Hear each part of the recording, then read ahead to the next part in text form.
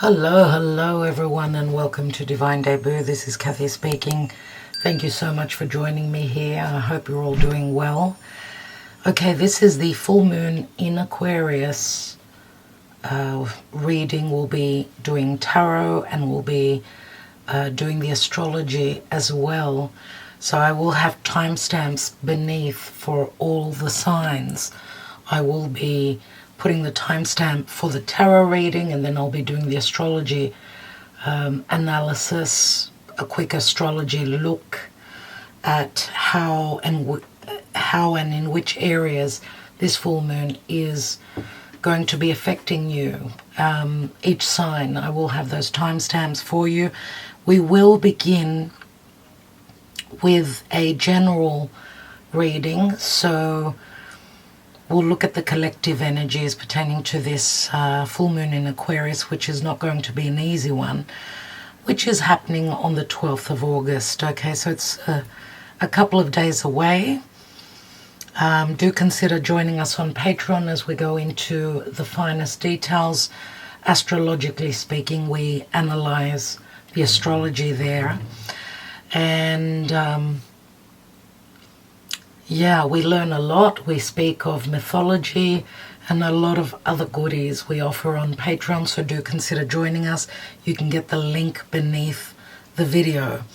So I'm starting off with a collective reading. We'll be doing the tarot and then just a quick overview of the astrology, and then I will start off with the sign of Aquarius where the full moon will be taking place.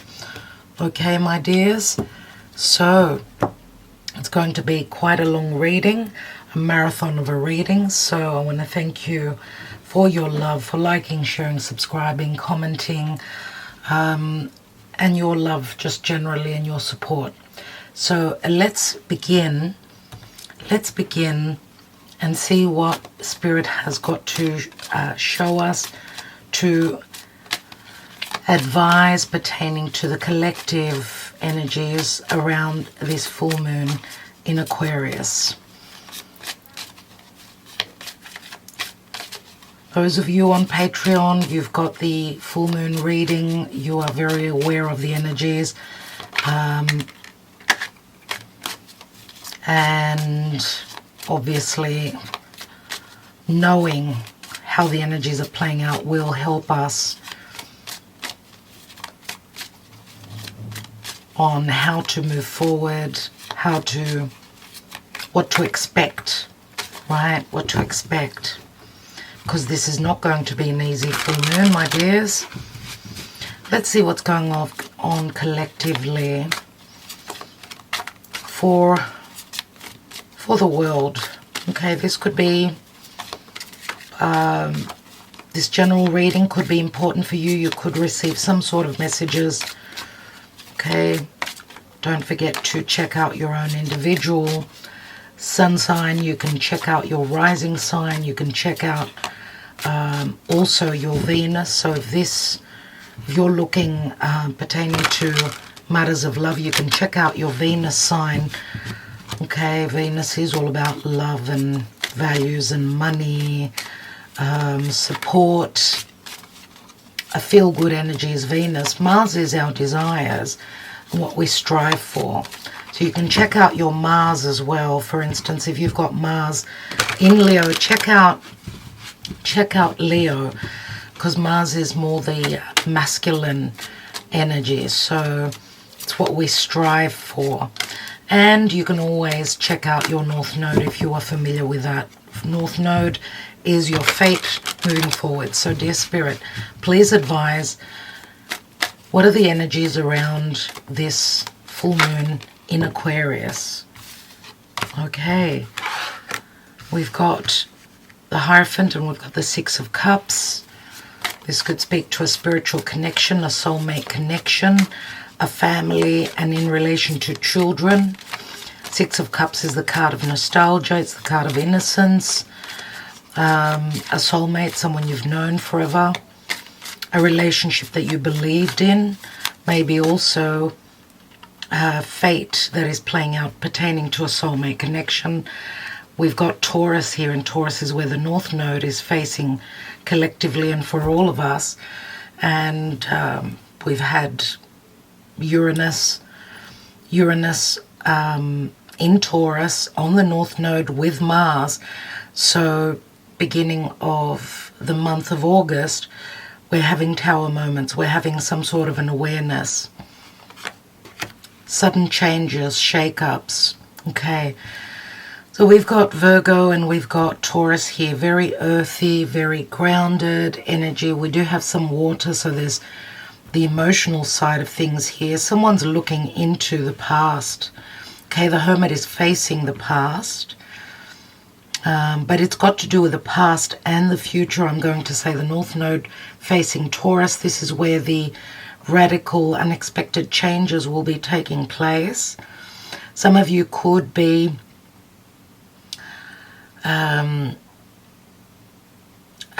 maybe you believe, maybe your beliefs have been different with someone that you've connected with, or you someone that could be showing up in your life, someone from your past. The Hermit is someone that's trying or seeking information, trying to read between the lines is the Hermit. It's also someone that is in solitude, someone that's not communicating. Someone is quite nostalgic pertaining to the past. We know that the Hierophant can also speak to, because the North Node is there, it's getting uncomfortable, trying to reach the North Node. North Node is someone getting out of their comfort zone, needing to make the changes. If you're dealing with someone that's got strong Taurus in their chart, well, lots of changes will be happening in the area of Taurus. But someone is seeking advice, maybe also looking for information, guidance. We've got the Hermit and the Hierophant. Both are guiding energies, people, situations here. With the Hermit, someone is in solitude. They've turned their back on the future. They're looking towards the past, seeking the answers, the guidance here. And you know, the Hermit could also be, I mean, it's Virgo, it can be very discerning, quite stuck on the details pertaining to some sort of boundary or restrictive energies. The Hierophant can also speak to a possible marriage. Someone could possibly be or have connected with a soulmate. They could be in another marriage. They have children. There's a lot that they need to research, look into. This could also be, the Hermit could also be a possible marriage counselor for some of you, or the Hermit could possibly be also a detective for some of you. Someone that's very good at looking at the details, right? Virgo is all about discerning, very good with the details.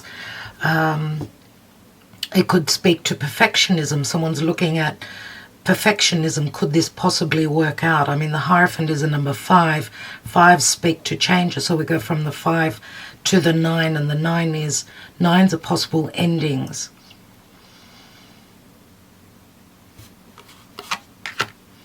We've got the Two of Wands, which can speak to choices, a possible portal. We've just passed the Lionsgate portal, which is a portal to the heart. Remember the sun moving through Leo, and I want to wish you a happy birthday if you are celebrating your birthday. Today, which is the 10th of August. So we've got someone looking at the past, having choices. Even the Hierophant holds 2 keys. The choices could be in relation to children, possible divorce, someone not being unhappy emotionally in the situation that they're in. Could it be a home, a marriage, someone following traditions here, but maybe someone's beliefs are changing, someone's turning more spiritual here. I see a lot of a lack of happiness here with that 4 of Cups. 4 of Cups is also the Holy Grail, which is on offer here from Spirit. But we see that someone's focusing on other things, past celebration, third parties with the Three of Cups. That could speak of a past celebration or camaraderie or a friendship for some of you as well. This could also speak to long-standing friendship as well. Remember that Aquarius is the house of friendships, but it's also the house of dealing with a larger group of people, right? Who you associate yourself with, who is in your periphery, who do you deal with, who do you communicate with, how do you communicate. The full moon will give us some sort of clarity. The full moon will give us the light, the understanding. With the Four of Cups, many times I do see it as second chances, possible second chances. We've got the Seven of Pentacles, which has opened up, and the Seven of Pentacles is very similar to the Capricorn energy. So something that we've worked really hard on, we've invested ourselves in, we're turning a difficult corner. Someone's turning a difficult corner here, wondering whether mischances of the past will be returning. Seven of Pentacles, remember Seven of Pentacles could speak to that Saturnian, Saturn being the Lord of time and karma, a 7 year or 7 month, 7 years I would say more than likely. Could be a difficult turn that someone's going through right now. They're at a juncture and they don't know what to do because where they are not happy. But something that they desired once upon a time, this wand he's turned his back on. So this was something that was once his desire, now he's hoping to expand his horizons. Two of Wands can also speak to physical distance. We see that this man is ready to move forward. He's got the world in his hands, so this could speak to possible travel, dealing with someone that could possibly be from another area of the world, right? Someone who comes from different beliefs, they hold different religion, they grew up in a very different way, possibly.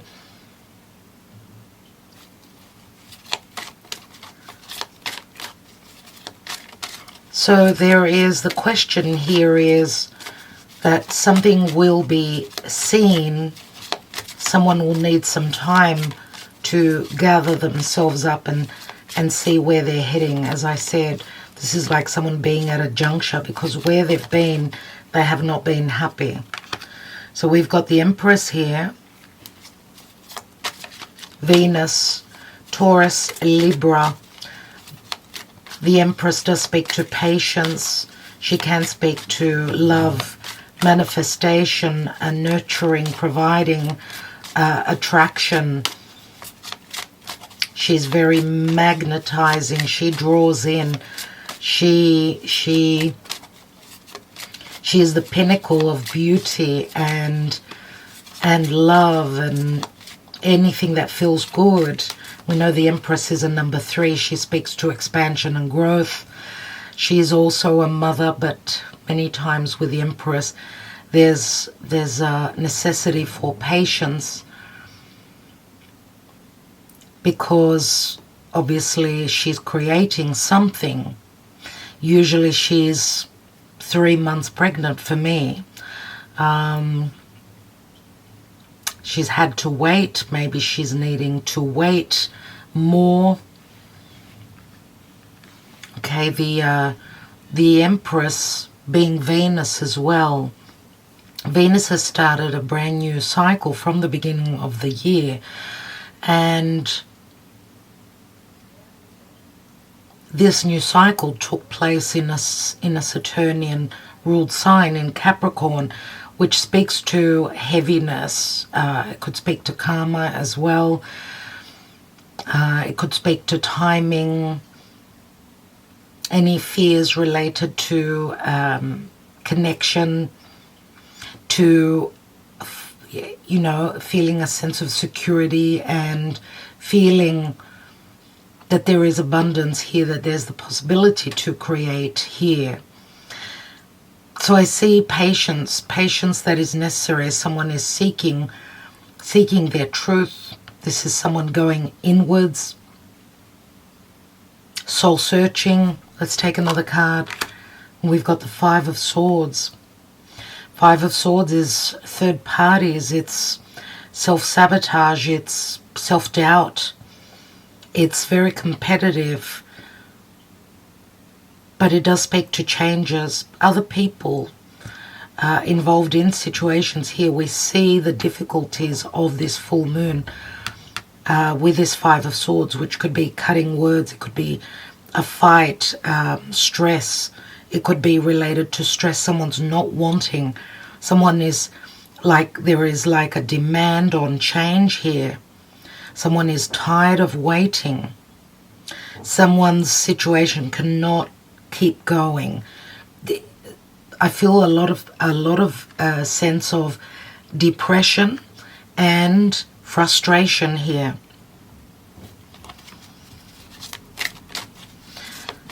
Let's take another card on this Five of Swords. I need more information. Right, swords always speak to our perception, to the words we use, to how we perceive, right?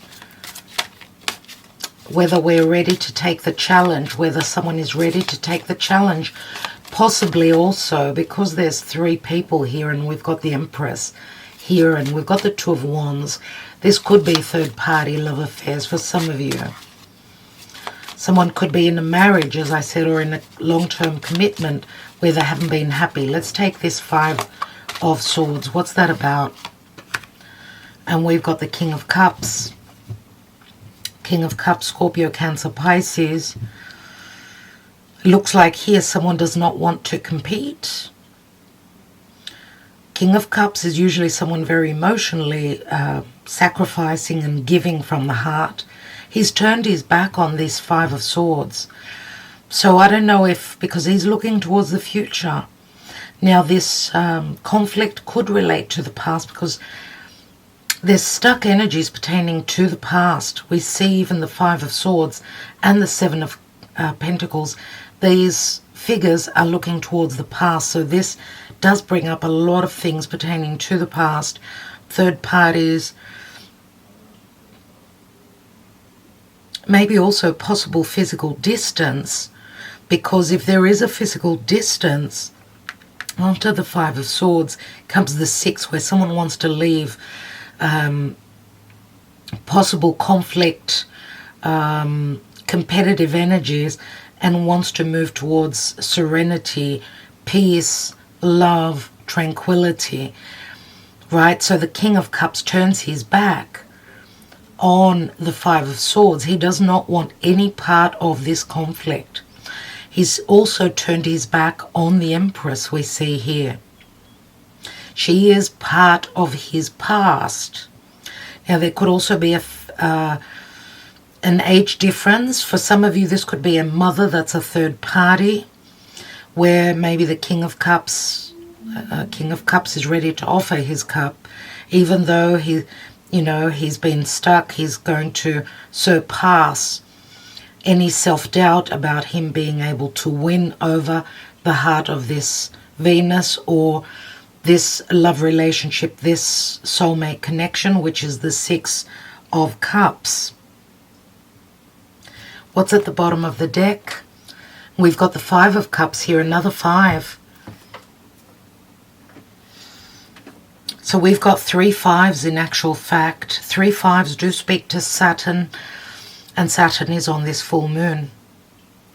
So there can be a sense of depression here where someone feels stuck, they feel frustrated, they feel angry. There's still focus on the past. There are those 3 cups that I spoke of before, right here. I don't know, I get a feeling that someone is crying over time lost, as well. But there needs to be change here, change. Remember that he's focusing on the past. He's not looking at those cups that are still standing, that are in his future. Let's take Karma Dharma and see what is the Karma Dharma playing out for the collective. What's beneath that Five of Cups? We've got a Ten of Wands, which is a heavy burden that comes to an end. It's just been too heavy. Some sort of loss or grief pertaining to the past. Missed chances, lost opportunities, some sort of celebration which turned sour. And we've got Justice. Justice means some sort of injustice, I would say here. Possible divorce proceedings, someone not being happy where they are. We know that Justice is a number 11. It's a portal that opens. We've got the 2 here as well, where someone's needed to make a choice. Maybe there were injustices or imbalances pertaining to harmony and love. Here is the Queen of Cups.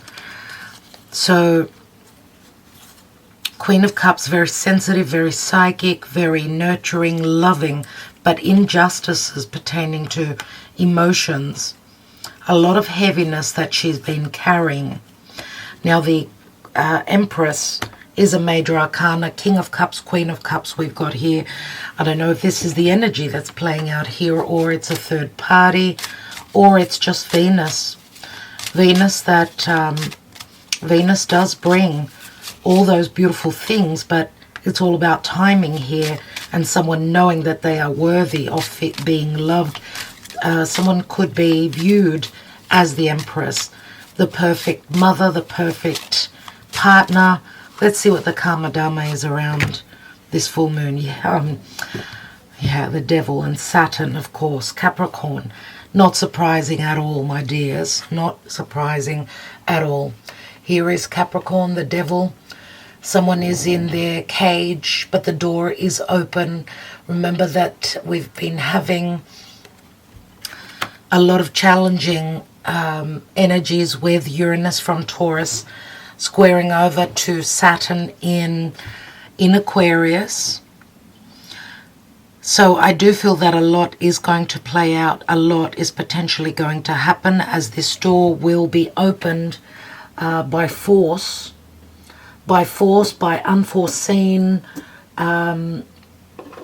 situations, unexpected things that will be happening, because that Uranus on Mars on the North Node is still playing out. It's still energetically feasible. I want to have a look at this, at the possible outcome, because we're looking at a lot of patience here, stuck energies, needing to wait, needing to come from a place of heart, needing to know one's worth. Yes, I am worthy of this love connection. Yes, I'm worthy of the abundance, right? Seven of Pentacles does speak to abundance. It does speak to hard work having been put in.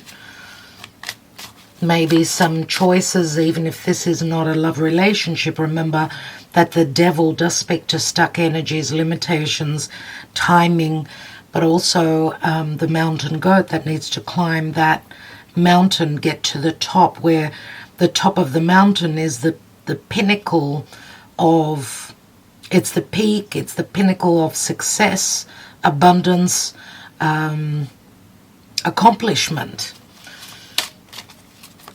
So Capricorn is quite strong here. We've got very strong earth with the major arcanas, Taurus, Virgo, Capricorn. Let's see what's going on. We have the Death card, the Coffin, which speaks to some sort of ending.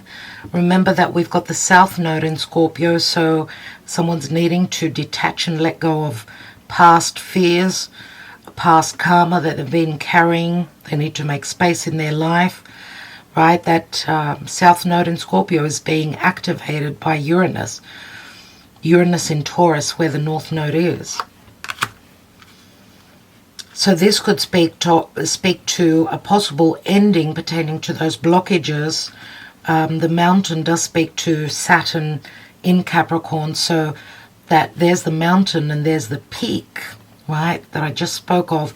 It is a number 21, which can speak to the world. So there could be physical distance between you and another person. We could be talking about someone who lives in a mountainous area. I mean, the mountain here does speak to blockages.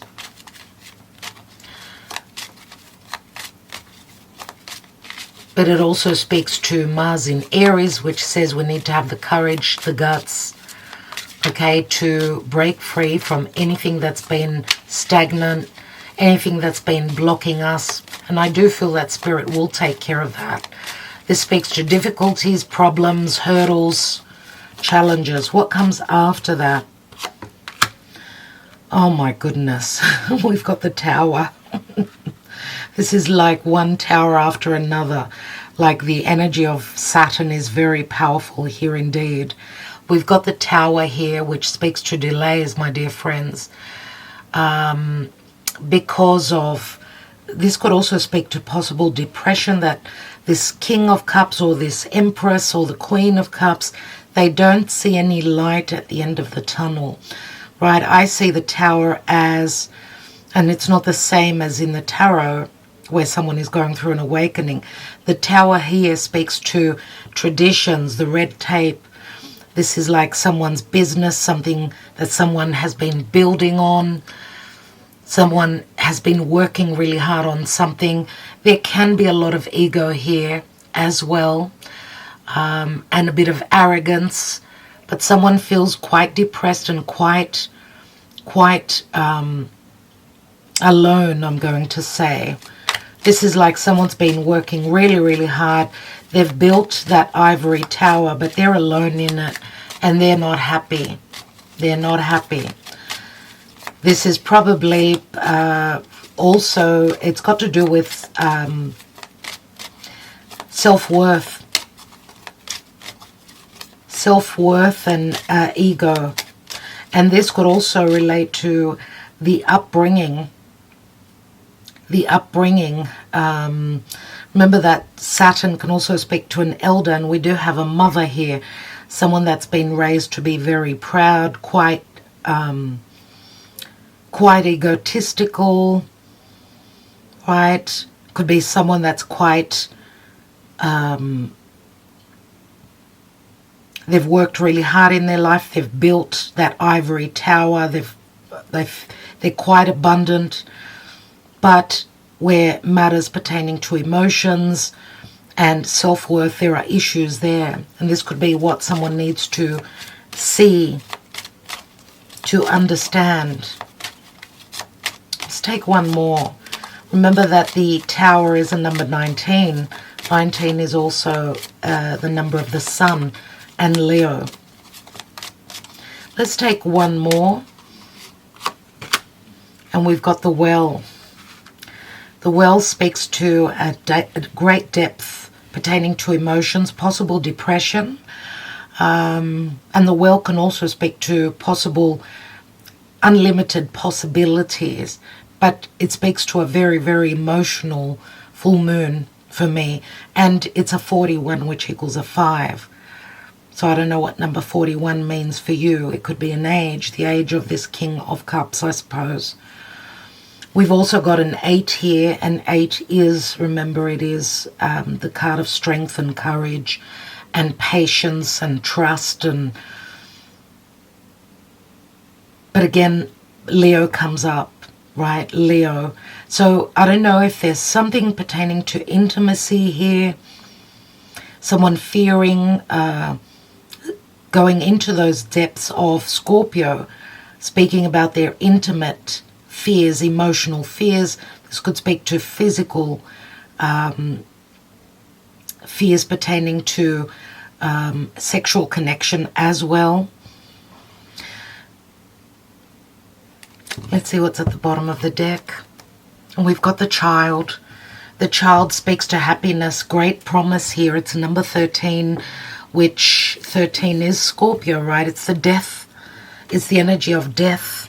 So a third party could possibly be someone who's in another marriage, child, issues pertaining to mother. Remember that the sun is transiting through Leo, which is the house of flirtation, fun, happiness, children, creative expression, having the ability to create that child. This is the seed that the Empress holds.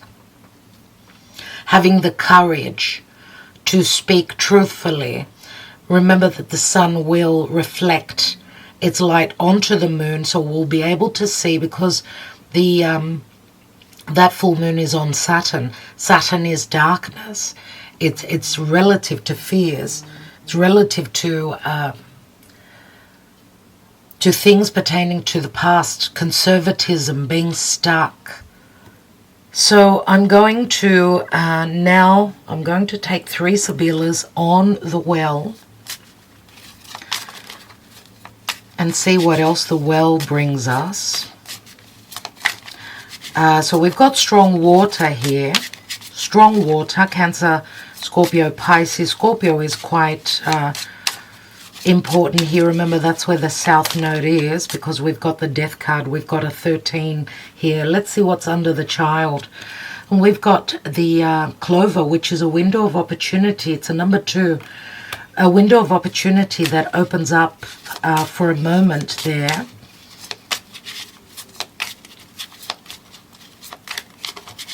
What is this well about? This, to me, also says that there's a wealth of emotions that goes really deep pertaining to this King of Cups. But they fear being open and airing out their emotions. That is what the 5 of Swords is on this King of Cups. They don't know what to do. There's 2 steps forward and, a step back. They're soul searching. They're in their cave. They're not communicating. So we've got the Giovina Fanciulla. This is Virgo energy. There's a purification. There's a virgin-like energy here, and it's a number 12, which 12 speaks to the hanging man, someone having sacrificed and waited, let's say, for someone to see things from a different perspective. Now, 12 is also Pisces, so Pisces does speak to blockages and third parties, secret love affairs, someone feeling blocked, someone dealing with karma, needing to end a huge karmic cycle that they've been dealing with. And of course, the 12th house also speaks to hidden enemies. But the 12th house also speaks to our subconscious, our dream state, what's hidden, within our psyche.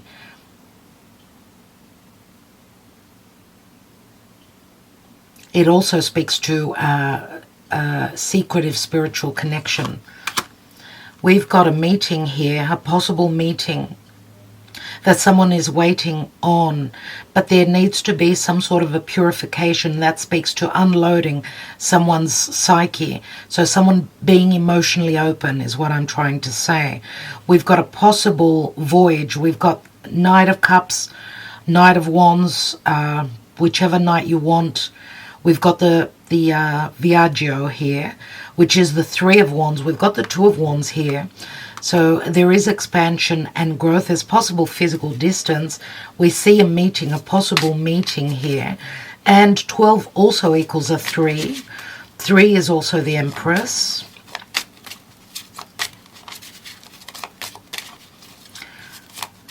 Three, I don't know, 3 weeks, 3 months. We've got the Knight in shining armor coming in. Possible meeting. Let's see what else we've got. And we've got the Ace of Swords here and Dispiacere. We see the Viaggio leaving someone that is, or a situation that they're cutting away from our life, and someone is very displeased about this. There's going to be clarity. Something will be known. It's the Ace of Swords.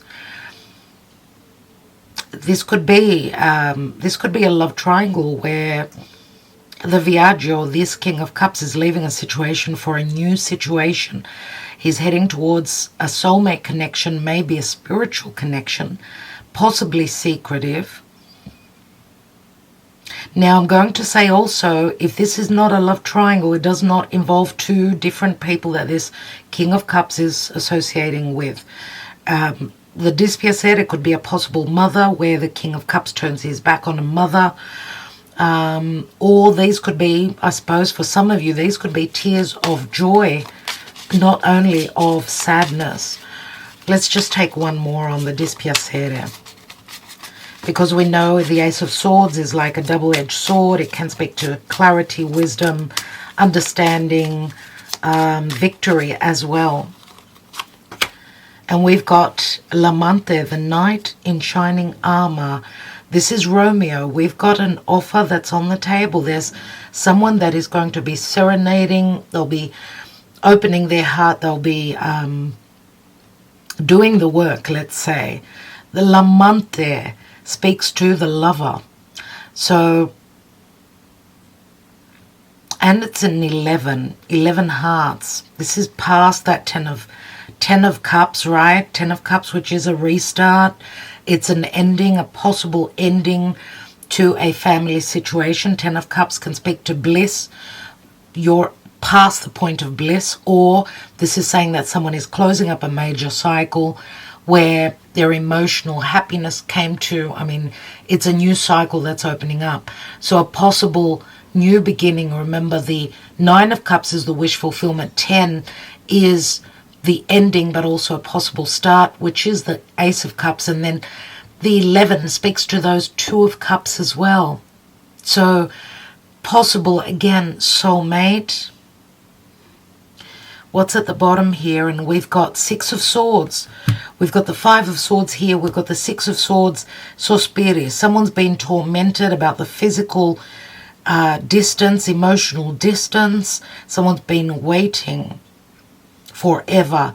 There's great torment. This woman is sighing. She's waiting for her ships to come in. So 6 of Swords could also possibly speak to physical distance, or someone taking that trip, let's say. This could also speak to an offer that's coming in that's very unexpected. We've got the L'Amante behind this woman's back, so this could be surprising, shocking revelations. Someone could be speaking their truth coming from the heart, where someone, a third person, possibly does not like this, is not happy about this. Okay, so let's take the Gaia Oracle and see what the collective advice is.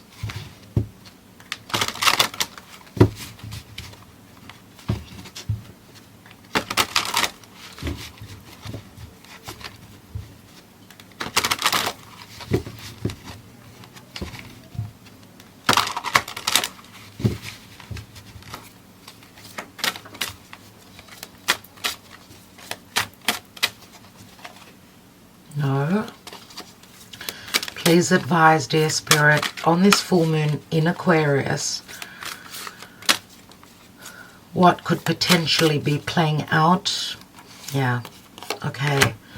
We've got Goddess of Creation, Transformation, Creativity, and Wholeness. And it is a number 7. 7 is a difficult corner. 7 is also the Chariot. Could speak to possible choices being made, someone taking the initiative and moving towards victory. Possibly could speak to a possible house move as well. Goddess of Creation, that's what I feel that the Empress is here. Remember, the Empress is very creative. And there's a sense of wholeness, feeling whole, not feeling empty, a sense of wholeness here. But remember that 7 also speaks to a difficult corner that we are turning. For some of you, it could be 7 years. Others of you, this could be 7 months, 7-month situation. Okay. Let's quickly read the Goddess of Creation. It's time for you to chill out and let go of rigid and fixed ideas. I'll be talking about that pertaining to this full moon, because all the four fixed signs are very fixated, and this is what is under pressure. This full moon is pressuring all of us for change. Relax and take time out just to be.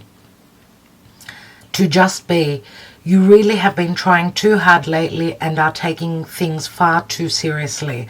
This has blocked your creativity and caused your energy levels to be low. You probably tell yourself that you don't have time to relax, but you must make the time. Make this a priority and you will find that an interesting transformation takes place. Your creativity will increase and you will feel revitalized by a newfound sense of purpose and inspiration. Your mind may be telling you that relaxation is a futile waste of time. Yet the opposite is true. Relaxation will slow down your thoughts and open your heart. It is fuel for the soul that will have a positive flow-on effect for your entire being. Your well-being is of paramount importance, so do not take it for granted. Without it, nothing else really matters. So on this full moon, we've got the potential to create, but we need to take time out, relax, and stop trying so hard. It's like Spirit is saying, just go with it. You've already put in the effort. Now it's up to Spirit to bring the rest of the rewards. Okay, so just run with it. When you see that there are possible restrictions and blockages ahead of you, just let it go. Let it go. And the Five of Cups as a general energy all the time says to me that we need to change our focus. I just want to take a card on the Five of Cups to see what the general energy is. What's that all about?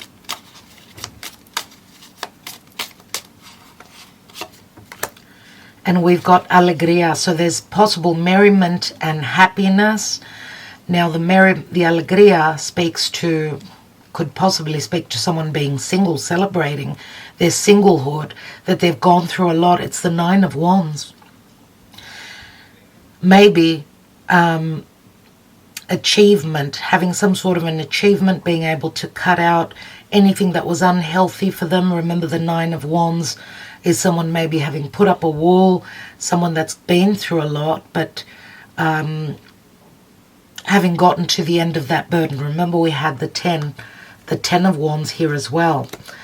So this is someone that could be celebrating their singlehood, or celebrating that they've been able to stand strong, have that energy to get through to the end, and possibly celebrate that with friends, with others, or just, this is saying that this burden pertaining to the past is coming to an end. Okay, so there is a possible transformation that's been playing out, and you may possibly see that with this full moon in Aquarius. Okay, we've got the Ace of Cups and the pleasant conversations around a table. So there will be, some of you will be getting together with family, friends, a possible love relationship where there's pleasant conversations, right? The round table is very positive indeed. And this is the possibility for a new beginning, a new happy emotional beginning. All right. Let's talk just quickly about the astrology just for a moment. Just very quickly, we do go into more details.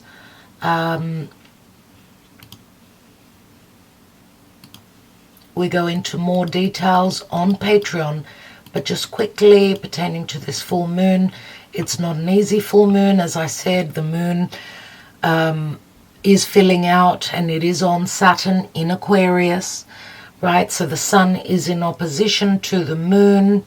The sun is transiting through Leo, and it's shining its light onto that full moon in Aquarius. Remember, Saturn is very much about limitations, restrictions, hardships, that fork in the road, those boundaries, that difficulty, right? Saturn, the Lord of Karma. Maybe we're dealing with something karmic, right? But Saturn in Aquarius is all about the past, and how can we hold on to something from the past, but also bring in that newness of Uranus. Uranus also rules Aquarius. Saturn and Uranus both rule Aquarius, and Uranus is in Taurus. Uranus is on the North Node in Taurus. Mars was there. So Uranus and Mars have connected on the North Node on the 1st of August. So some of you may have had tower moments, some sort of an awareness, sudden shifts, shocking events that are playing out, and it's got to do with your future moving forward as well as the past. Not throwing out the baby with the bath water, right? So anything that's been restricting is Saturn, and Uranus in Taurus is how can we do things differently? How can we figure out, have that high perspective and that intelligence so that we could deal with this blockage, whatever it is. And it could be that locked door, which is here, right? The cage, this golden cage. So what is also interesting is that this full moon is in difficult connection to Taurus, where the North Node, Uranus and Mars are, and also to the South Node in Scorpio. So we're talking about Taurus, Scorpio, Leo and Aquarius. There's going to be a fixed cross. And a fixed cross means that there is a lot of energy, and there's got to be some sort of a release. So it's like a volcano that's rumbling, that's ready to erupt. That is the energy that's playing out around this full moon, coming up to this full moon. And of course, the fixed signs, they do not like change. They don't feel comfortable with change. And there's a sense of stubbornness and heaviness with the fixed signs. And we've all got those fixed signs in our own personal charts on a collective scale. Oh my God, on a collective scale, we know in the fixed Taurus, Scorpio signs, this is where the eclipses are happening, and we're right in between the eclipses of April, May, and October, November. So we're dealing with past eclipses and future eclipses that we're looking towards. Now, when we're in between, yes, we're dealing with the past and the future. So there's a mix of those energies. And someone asked me the other day, is that good or bad? It's going to be different for everyone, right? It's going to be different for everyone. But eclipse energies are never easy. Okay, because obviously, the eclipses are like the major arcana, where we need to make the changes in our lives or we're forced to make the changes that are necessary because we haven't been put on the right path, or we've come off the right path. We're heading in the wrong direction, personally or collectively. And we know what's going on in the world, that there's so much hardship right now. Change is necessary. It is a necessary hardship that we need to, a necessary hard portal that we need to cross through. And that speaks to choices, of course. It's all about choices. We've always got choices. But when you see that, I'm going to say the volcano is ready to erupt, don't force the issue. Run with the changes. Run with the radical tower moments that we'll be having. Okay?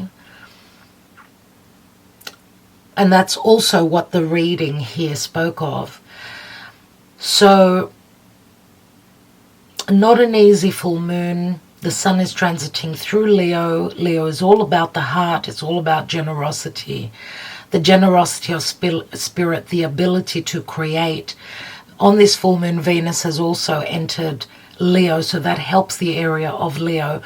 Remember that Venus in Leo is very extravagant. She's very open about who she loves, what she loves, how she loves, right? She's very generous. And but remember, Leo is all about courage and leadership. This is what the sun moving through Leo is talking about. It's talking about taking the initiative to create that environment of fun. Remember, Leo is the inner child, and the inner child needs to play. So the sun moving through Leo speaks to leadership. The moon filling out in Aquarius. Someone is leaving. This is a culmination, an ending. A full moon is always an ending of a cycle. It's like we're ready to exhale. Something's filled out in the area of Aquarius. What is Aquarius? It's groups and associations. It's how we communicate. It's the house of wishes, dreams, friendships. It's the house of politics. Something has filled out. We've taken that deep breath, right? We've filled our lungs. We're ready now to communicate, to let go of that heavy burden. Is that heavy burden, is that our truth? Is that our depths, our psyche? Because this full moon is connecting to Scorpio, the south node, and Taurus, the north node. Whatever we are exhaling and dismantling and taking off, that weight that we're taking off our backs, this will lead us to the future. Right? Because Uranus from Taurus on Mars squaring this full moon, we will figure things out. And the power is in Taurus because Mars energized Uranus, and Uranus will be those tower moments. The tower moments will come because there's been frustration, there's been a lack of change, it's fate that's playing out. It's the future collective consciousness that will be changing, but we are all part of the collective. So Mars has energized Uranus. Mars is our desire, it's our guts, it's our confidence, it's our will to take that initiative to move forward, to build upon. Mars is the work. Mars is the individual, the courageous warrior that will bring in the changes. Mars is the trigger. We will all be triggered on this full moon, and those changes are very necessary. Hello, dear Aquarius, and welcome to Divine Debut. Let's see what's going on for you on this full moon. This full moon happening in your sign. What is going on for Aquarius, dear Spirit? I will have your astrology, just a quick look at your astrology after the tarot reading. So 3 cards for Aquarius, dear Spirit, on this full moon. We've got the 8 of Pentacles, the Queen of Wands, and the 9 of Wands.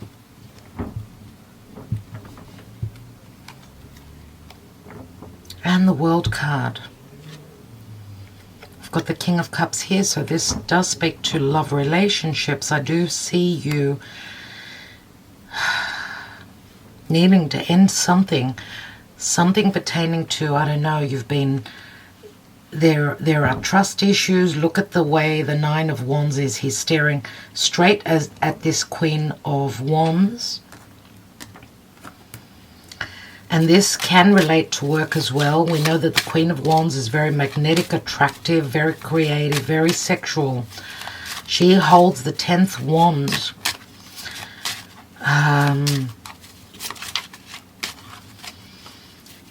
There's something pertaining to, I don't know what to do. I don't know what to do. We know the World card is an accomplishment, an achievement. It also speaks to a possible ending. The Eight of Pentacles speaks to work needing to be done, or working really hard to create something, or it's just too hard. There's blockages here. Some of you could also be dealing with someone that could be physically at a distance to you, dear Aquarius. We've got the High Priestess. The High Priestess can speak to a third party. The High Priestess speaks to strong intuition. We've got strong Pisces and Virgo here. Some sort of a mystery. We know that the Priestess is all about deep knowing.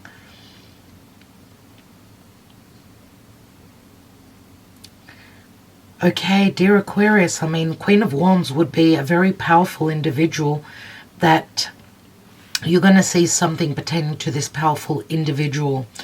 Now, it's usually Leo for me. Leo is very strong here, and this is where the Sun is transiting through as well. Now, could be, I suppose, a Leo, could be an Earth sign, possibly, with the Eight of Pentacles. That's the Virgo energy. But look at this here. I mean, look at the communication. There's distrust. Someone has put up a wall. There's conflict here, and there's power play. There are competitive energies here. And some of you are just trying to figure things out. When you're at work, you're trying to have some sort of an understanding how to possibly create what it is that you desire. Now, the High Priestess can also be a third party, another woman, another divine feminine, masculine, doesn't really matter. This could also speak to a possible spiritual connection. Some of you are not heeding the call from your psyche. There's blockages here, and I feel that with this full moon, possibly you will get to see what these blockages are. There's a sense of not wanting to share those depths, those emotional depths, the depths pertaining to your desire and what it is that you're wanting to succeed in, to work on, to create.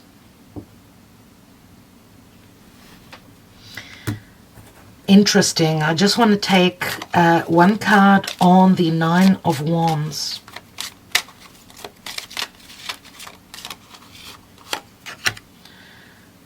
And we've got the divine masculine here. This is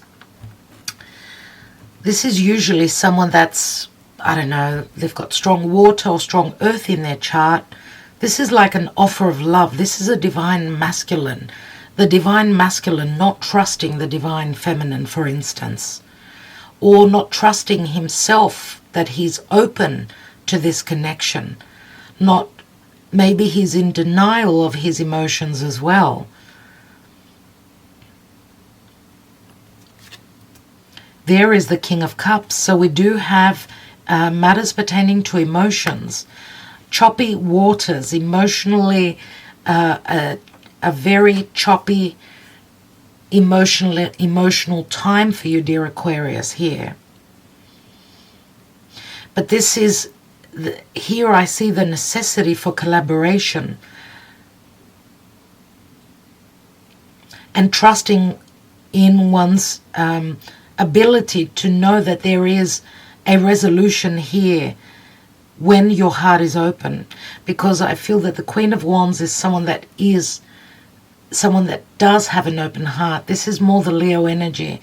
So I don't know if there's conflict between you and another Leo, someone that's quite fixated as well, fixated on you.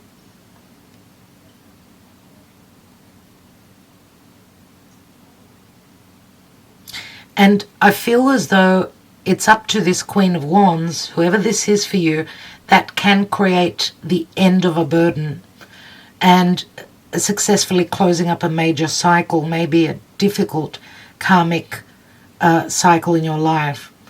But there is an offer on hand here. But there's some sort of distrust with it. Like Someone is feeling that they'll be knocked back pertaining to opening up their heart. And I feel that it's you, dear Aquarius. It's as though you're protecting yourself. You're protecting your heart.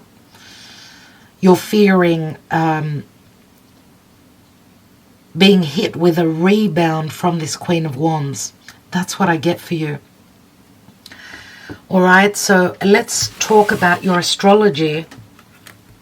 Let's talk about your astrology, dear Aquarius. This full moon is happening in your first house, which is all about you. The first house is your personal life. It is also your environment. It's everything about you. You are the first house. Okay, it's you and your life on all levels. Now, of course, this could possibly speak to matters of love, but also anything that you're creating and working on, right?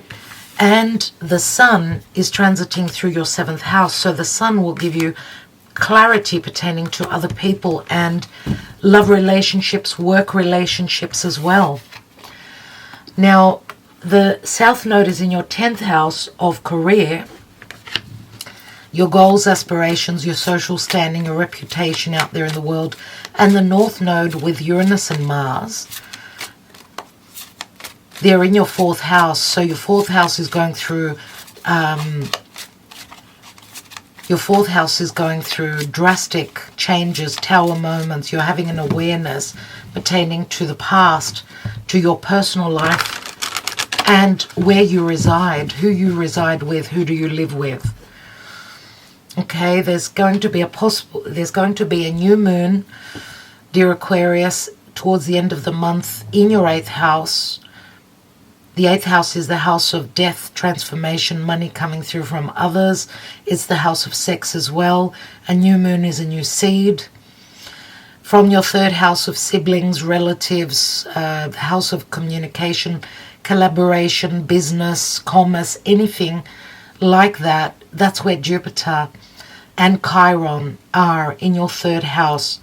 So Jupiter can bring blessings, but Jupiter is retrograding there in your 3rd house.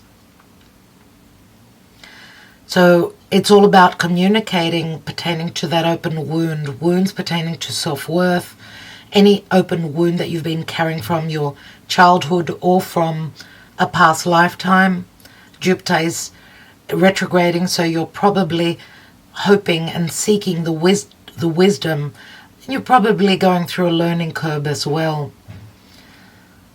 at this time. Now, your 5th house is going to be lit up. The house of romance, creativity, children, and fun will be lit up.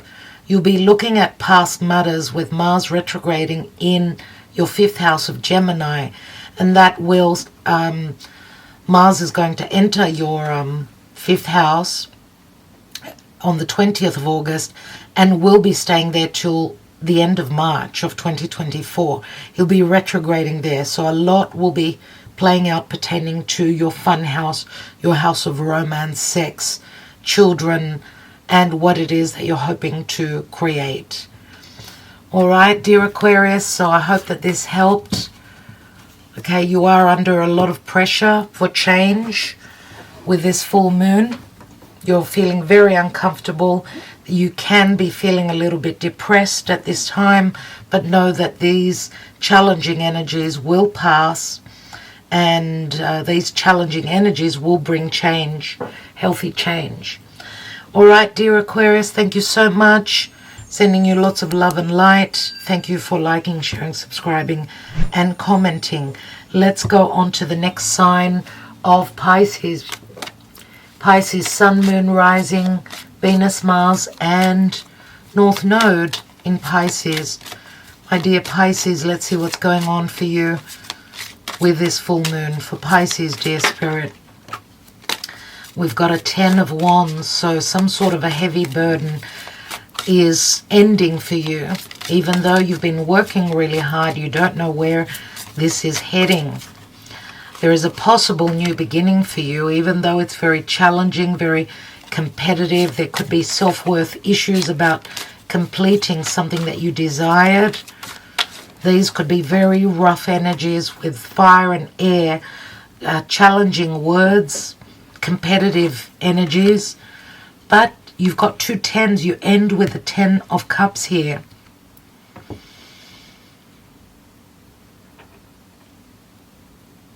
Interesting. You know, this full moon is happening in your 12th house. Oh my God, 6 of Cups. So it is related to nostalgia and the past. I'll be talking about your astrology in a moment, but what I see here is that there's great competition. There's conflict. There's an inability to, or you're finding yourself in a situation where you're going to have to battle for someone's heart. You're going to have to fight for someone's heart. There is competition here. I don't know if you're dealing with someone that is possibly going through divorce, or someone that's unhappy in another relationship, marriage, possibly, that could have children as well.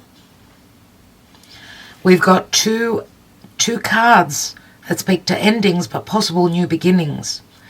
Some of you are doubting your ability to win over a situation. This is your perception though.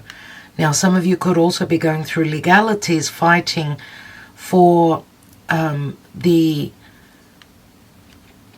if you are parents, you're fighting for your children. You're fighting to hold on to your children. But this is an ending and a possible restart. Remember that 5 swords are all about our perception and the way we communicate. You're not one usually to use this energy. You don't come across as that. So you may be dealing with another air sign, possibly. It could be a fire sign. Some of you could also be very nostalgic, pertaining to an ending, some sort of a completion. Some of you may have been a third person. You are very nostalgic about the past, where there was innocence, where there was emotional balance. Yeah, there is the Death card. And obviously Scorpio is where the South Node is. So some of you are letting go of something that's been holding you back, pertaining to the past. For some of you it was very difficult. You did not want to take part in any legal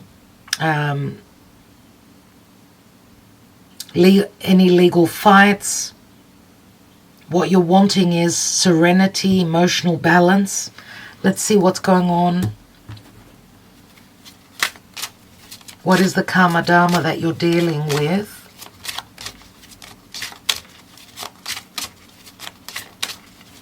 Pisces on this full moon. You've got the Lovers. So it does speak to third parties here. The Lovers does speak to a very important union. Some of you, you've been trying to use your mind more than what your heart.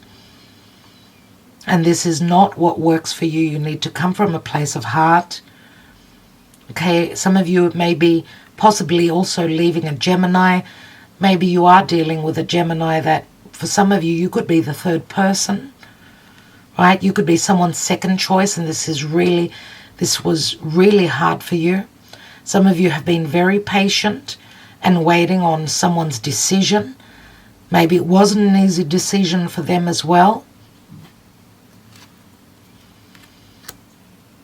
Scorpio is obviously an ending. It does speak to a death and a transformation that's going on here. And obviously, more than likely, a possible rebirth, dear Pisces. Okay, we know that 10 of Cups speaks to a lot of bliss. Some of you have been working really hard, not believing that you are worthy, but a lot of happiness is possibly here for you, depending on or in relation to a very important love relationship here. And the 6 of Cups does speak to finding your harmony, possibly. And this could be obviously someone that's coming back from your past, or from a possible past lifetime, dear Pisces. So I just want to take one card on that 5 of Swords. What is that challenge about? What is this self-sabotage possibly about? Four of Pentacles is the miser, someone thinking that they cannot win over a situation. Or some of you have been waiting for someone forever, maybe to make up their mind, maybe to deal with what they were dealing with. Maybe the person you're watching this for is going through a big change in their life. Some of you have been waiting for them forever. The Four of Pentacles is usually my Taurus energy. Taurus is all about value, all about, you know, a lack of change, being stuck on something or someone. And remember, Four of Pentacles can speak to someone that's in another relationship, another marriage.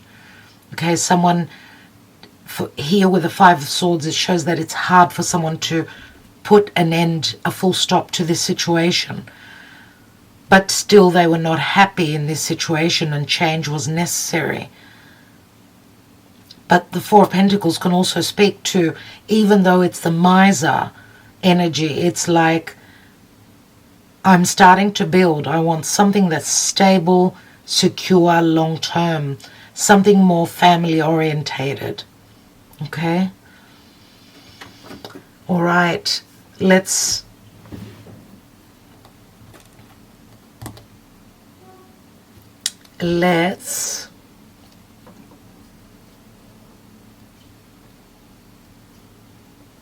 I want to take a Lenormand on that Ten of Cups.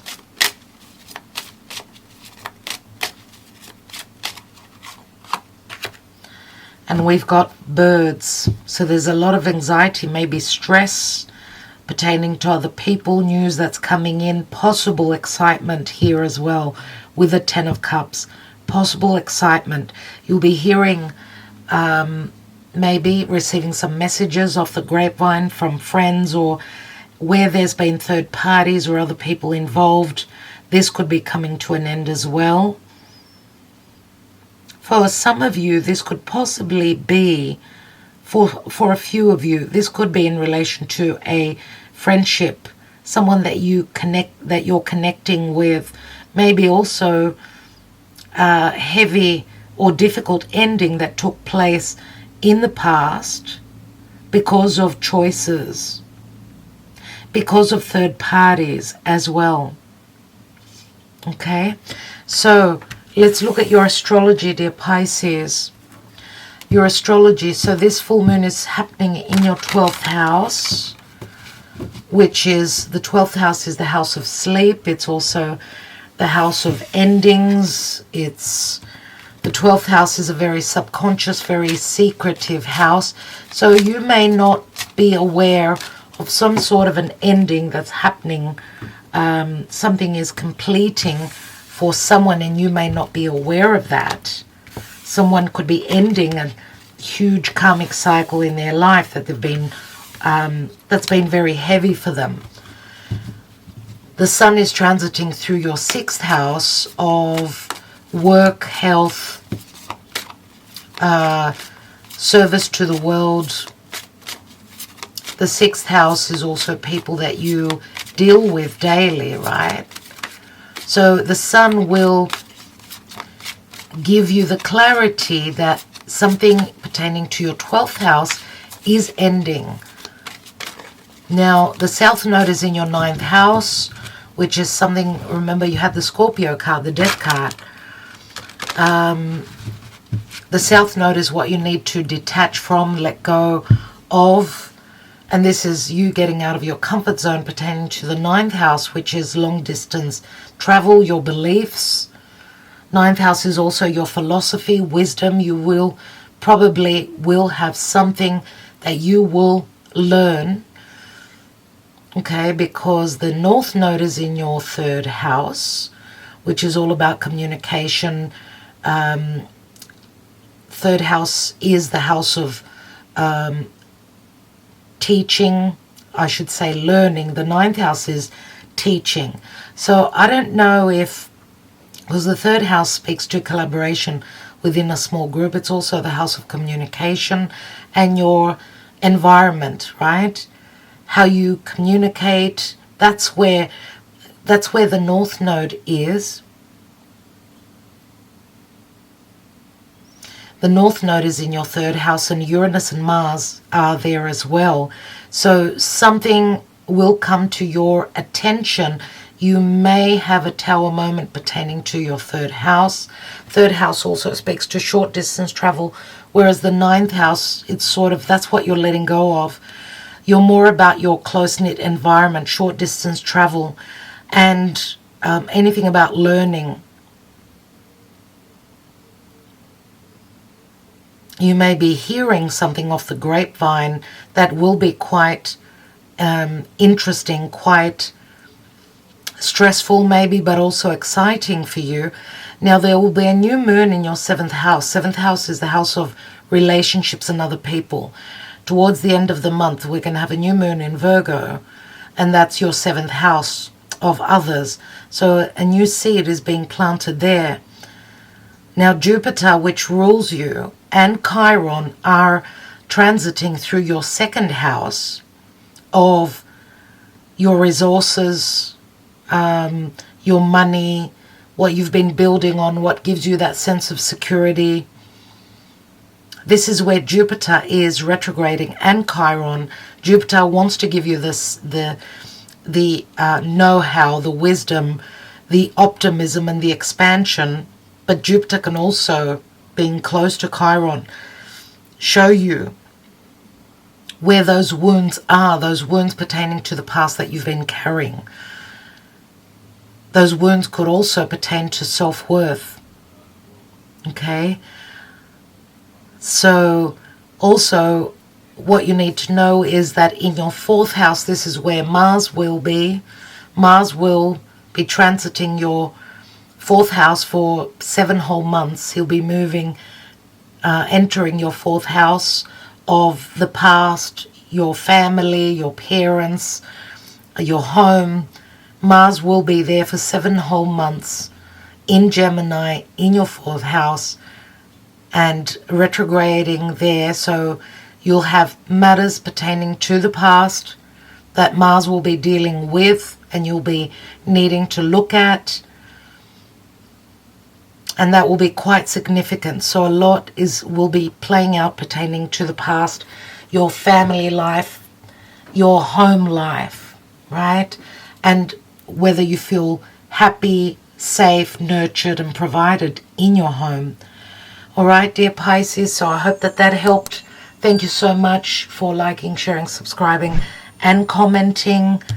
Okay, let's go on to the next sign. Aries. Aries, Sun, Moon, Rising, Venus, Mars, and the North Node. Let's see what this full moon in Aquarius will bring for Aries. Aries, please, Spirit. We have the 8 of Pentacles, so it could relate to work, what you've been working on, what you are mastering.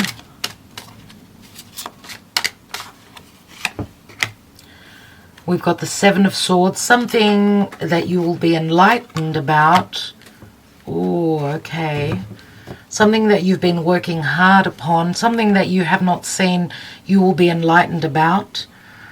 Maybe I don't know, you've been putting in all your know-how, your intelligence. You're very intelligent. You've got ways of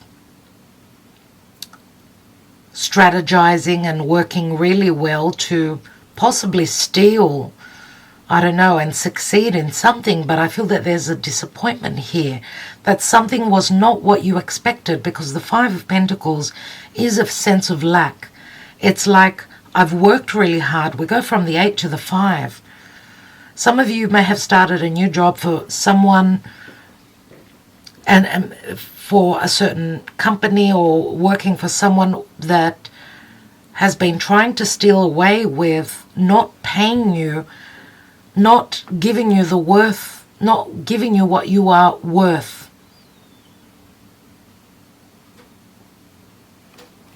What's at the bottom of the deck? And we've got the Ace of Wands. So the Ace of Wands could speak to seeing something that was hidden, right? That you will be perceiving something. You're going to be understanding something. This is, I mean, the Seven of Swords is the thief, right? Ace of Wands does speak to what you're creating, a new creative venture, or that you're feeling very strong about something. What is the Karma Dharma for Aries? We've got the Sun, which is a very positive card. Very positive card indeed. The Sun is Leo. It's creation. It's clarity. Remember, this full moon, the Sun will beam something to you, will bring you the clarity on something that needs to complete, dear Aries. And this full moon is happening in your 11th house of the people you associate with. It's the house of wishes, dreams, and friendships.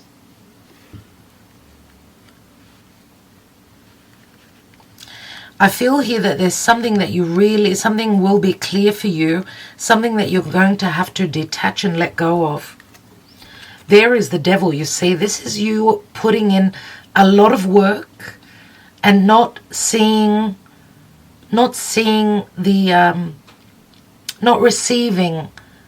your dharma, let's say, because you're dealing with something quite karmic. The devil speaks to restrictions, speaks to heaviness. This is Capricorn, and this is squaring you, obviously. Pluto is there. There's something that you're needing to let go of. Pluto is transiting Capricorn. This is what you are breaking down. This is what you are letting go of. Now, I don't know if this is you fearing not being provided for your expertise, something that you've created, something that you're wanting to show out there in the world. The Sun is usually in very good connection. We're in Leo. It's in good connection to you. I want to see what is this Seven of Swords, dear Spirit? What is this energy about? And I feel here that if you've been in some sort of competitive energies, that you steal away with the win. You win over a competitor. Wow. Some of you may be also working with someone that sees you in a very sneaky way, in a very romantic way. This could be what also, because the Sun speaks to Leo, and the Leo is the house of romance, fun, play, flirtation. Some of you could also be having someone that comes through and will not be repressing their emotions anymore. They're going to, this is a secret admirer for some of you. So that's interesting too. I just want to take a Lenormand on this Five of Pentacles. Now we've got air, earth, and water here. We've got Leo, Aquarius, more than likely, Scorpio, Virgo, Taurus, Capricorn. What is this Five of Pentacles about? We've got the Sun. You've got the Sun twice. So if you're thinking that you've done the work, you've put in the effort, and you will not be rewarded, then you're mistaken. I do feel that you will have the rewards. The Sun does speak to clarity, healing, happiness, the inner child being happy. The Sun can also speak to possible reconciliation for some of you. If this is a relationship that you've been working on and the other person is not 100% certain and they've left you out in the cold, know that this will pass. There is a lot of desire. We've got the Knight of Cups here. There is an offer on the table. And if this is also a project that you've been working on, again, I'm going to say you're stealing away with a success. So congratulations on that. Okay, let's look, the Aries. Let's look at your astrology. So this full moon is playing out in your 11th house of groups and associations. The 11th house can also speak to communication through social media. The sun is passing through your 5th house of romance, fun, play. That's incredible. So I do see a lot of romance, a lot of communication also possibly through the internet. I mean, remember that the full moon happening in the 11th house is social media. Even though there's a sense of, with Saturn on that full moon, there's a bit of a blockage there with Saturn, but this will not last long. And Saturn can also speak to a possible older person that some of you could be connecting with. And the sun, as I said, is transiting through your 5th house of romance, whatever you're creating. The 5th house is also children, childlike energies. It's the house of risk. Venus has just entered your 5th house as well, which does help, but the nodes are squaring over to your 5th house. So the south node in your 8th house of death transformation, this is something that you need to let go of, right? South node is in your 8th. So maybe also possibly finances coming from an external source or from other people. The north node is in your 2nd, which is your resources, your money. This is what you're growing towards, and this is where Uranus and Mars, which rules you, they bring you tower moments and surprises, unexpected turn of events pertaining to your 2nd house. So money should be looking good. You know, there's a new moon that will be taking place in your 6th house of work, your daily life, your routine, health, your health house. There's a new seed that will be planted there, and that will be playing out towards the end of the month. It's a new moon in Virgo, and Jupiter and Chiron, who are transiting through your 1st house. It's all about you and your personal life on all levels. Jupiter is retrograding there. He's revisiting the past. He's going to enter Pisces once again. So that will be your 12th house, as he hasn't finished his blessings, right? He's going to re-enter your 12th house. 12th house is any blockages that you've had, any sort of karma, subconscious fears, the inability to close a major cycle pertaining to the past, some sort of an ending, something that you're going to put to rest. Now, it could also speak to things that are hidden from your view, things that you don't know are ending, and Jupiter will revisit you in your 1st house. So all the blessings are yours. Jupiter will be connecting with Chiron, so any issues of self-worth or a lack of capability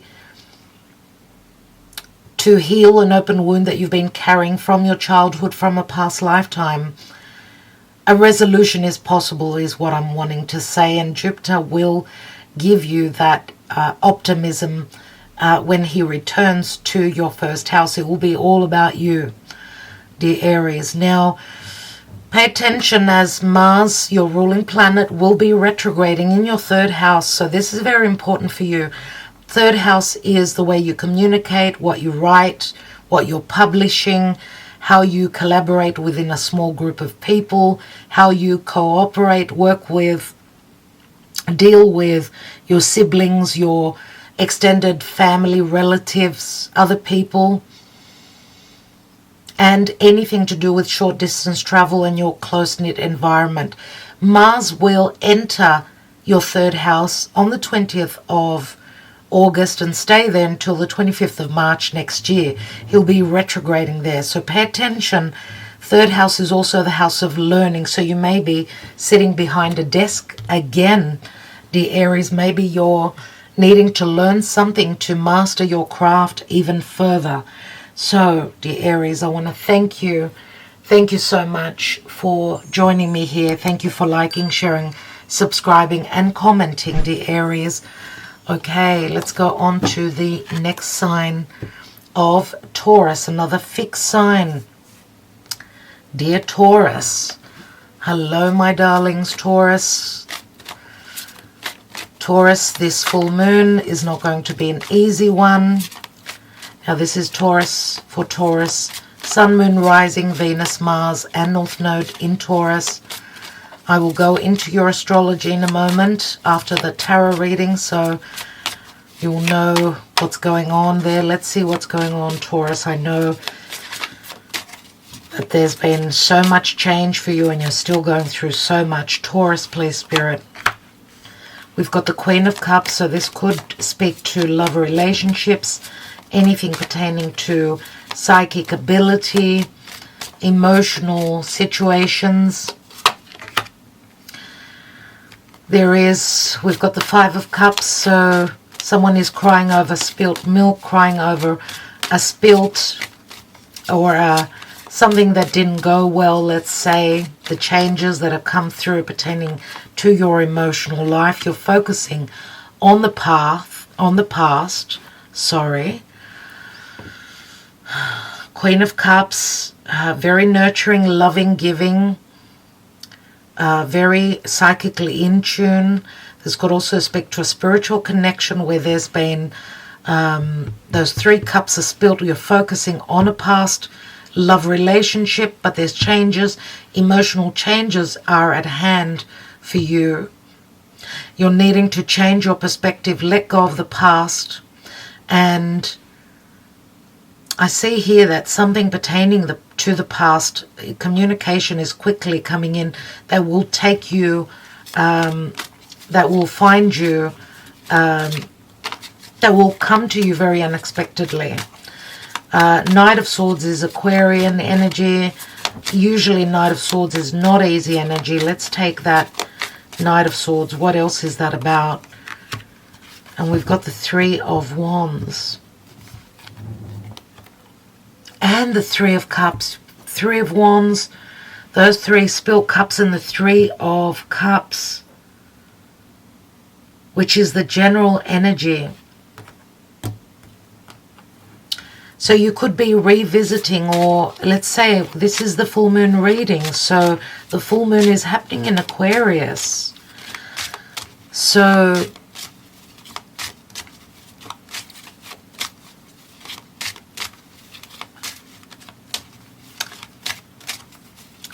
something needs to be communicated. We've got two backs that are turned here. Some air needs to be cleared. Someone's reputation is in a challenge here. Let's see what your karma dharma is. Taurus, dear Spirit. We've got Temperance, which Temperance speaks to divine timing, some sort of alchemy that's going on. This is a card of balance, divine timing, as I said, and healing, and patience. I do feel that you'll be dealing with emotional situations, third party situations here. Could relate to anything to do with business or even romance. Something that you are creating. A lot needs to be communicated. The air needs to be cleared before your ships can come in. But we do see the general energy, which is the Three of Cups, which can speak to a possible reconciliation, rekindling, a possible also third party where there's gossip, third parties. Something needs to be cleared. And we've got the Six of Cups, so it does speak to nostalgia and the past and a soulmate connection here. You could possibly be at a physical distance too. It's as though you're revisiting the past and the air needs to be cleared. We see she's got her back to him. He's got his back to him. They've all got their backs to each other. This is about returning back to the past. We've got 9 cups here. And the Strength card, Leo. The Strength card speaks to confidence. It speaks to patience, trust. Someone needing to have the courage to speak their truth. There's so much back-turning here. Some of you may have felt as though you've been backstabbed, that someone did something, that someone you trusted did something that you did not expect. And remember that you've got the North Node, Uranus and Mars in your sign, so you've had some sort of a tower moment. Now this is of course relating to your personal life and on all levels pertaining to your life and your environment. Now also this clearing of the air could also expand, grow, and possibly you could see your ships coming in. Possibly, but it is asking for patience. Let's see what's going on.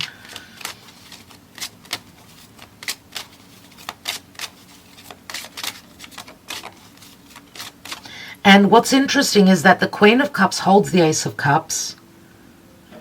And she's holding, right, the third cup, where we've got the 3 cups that are spilled here, but we've got the 2 cups and her cup is standing, and we've got the 3 of Cups here. This is like a reconciliation for some of you pertaining to the past. Some of you that are leaving, oh wow, okay. Some of you that are leaving a third-party situation pertaining to the past because of distrust, and some of you feel as though you've been stabbed in the back, so you're totally turning your back on someone. We've got the mask here, so there has been illusion, disillusion, deception. We've got the fish here as well. Pisces speaks very strongly to your reading. Okay, this could also be stealth pertaining to someone owes you. Someone's been stealing from you, stealing your money. Someone that you've been in partnership with. I feel that some of you are wanting to throw up. It makes you sick in the stomach. This third party, someone has, it's as though the mask is coming off. You're seeing the truth now. That there was deception where you did not expect it, or that there was illusion, and the air will be cleared. Yep, that's what I get for you, dear Taurus. That's what I'm getting for you.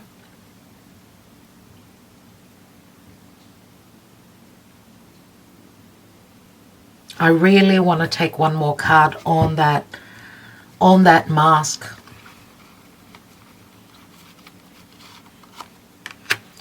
And we've got the Death card, so there is an ending. The Death card is the coffin. It is Scorpio, Taurus. Scorpio is your 7th house, so it does relate to a partnership or a love relationship, something that you're putting an end to, I would say. Or there's a death and a transformation. There's something karmic that you are needing to shed, let go of. It's like put the hatchet away. Putting the hatchet away. It's like you're going deep. You're going deep and you're seeing the truth.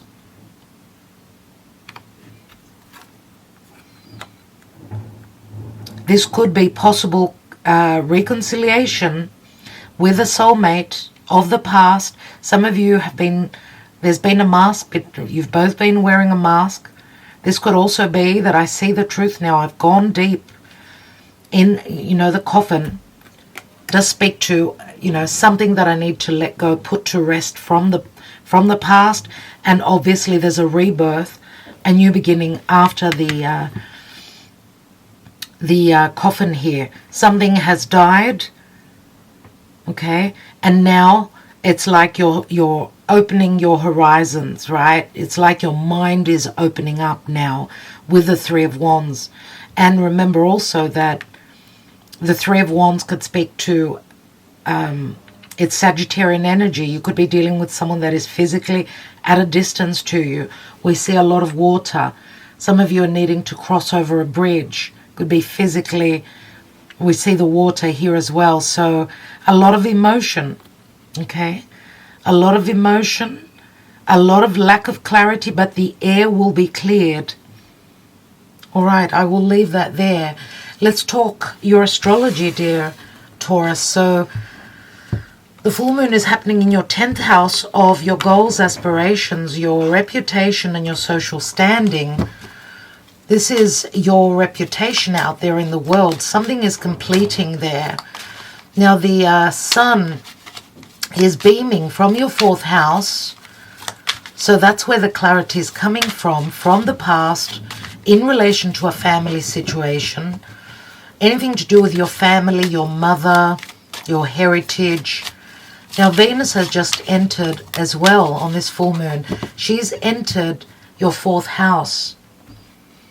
So she's bringing in good energies pertaining to your home. But remember that you are a fixed sign, so you are being challenged by your South Node transiting your 7th house of relationships. There is a relationship that you are needing to let go of.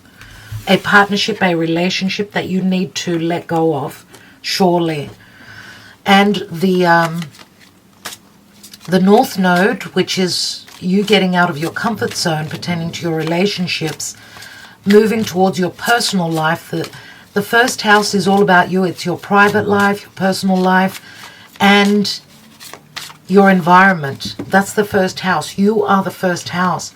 And that's where Uranus and Mars conjoined on the North Node. So you've had tower moments.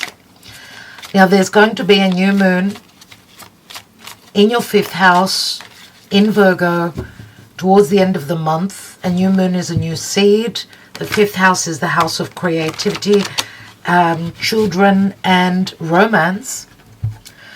And Jupiter and Chiron are transiting through your 12th house. 12th house is the house of quiet. It's the house of the subconscious, karmic endings, the past.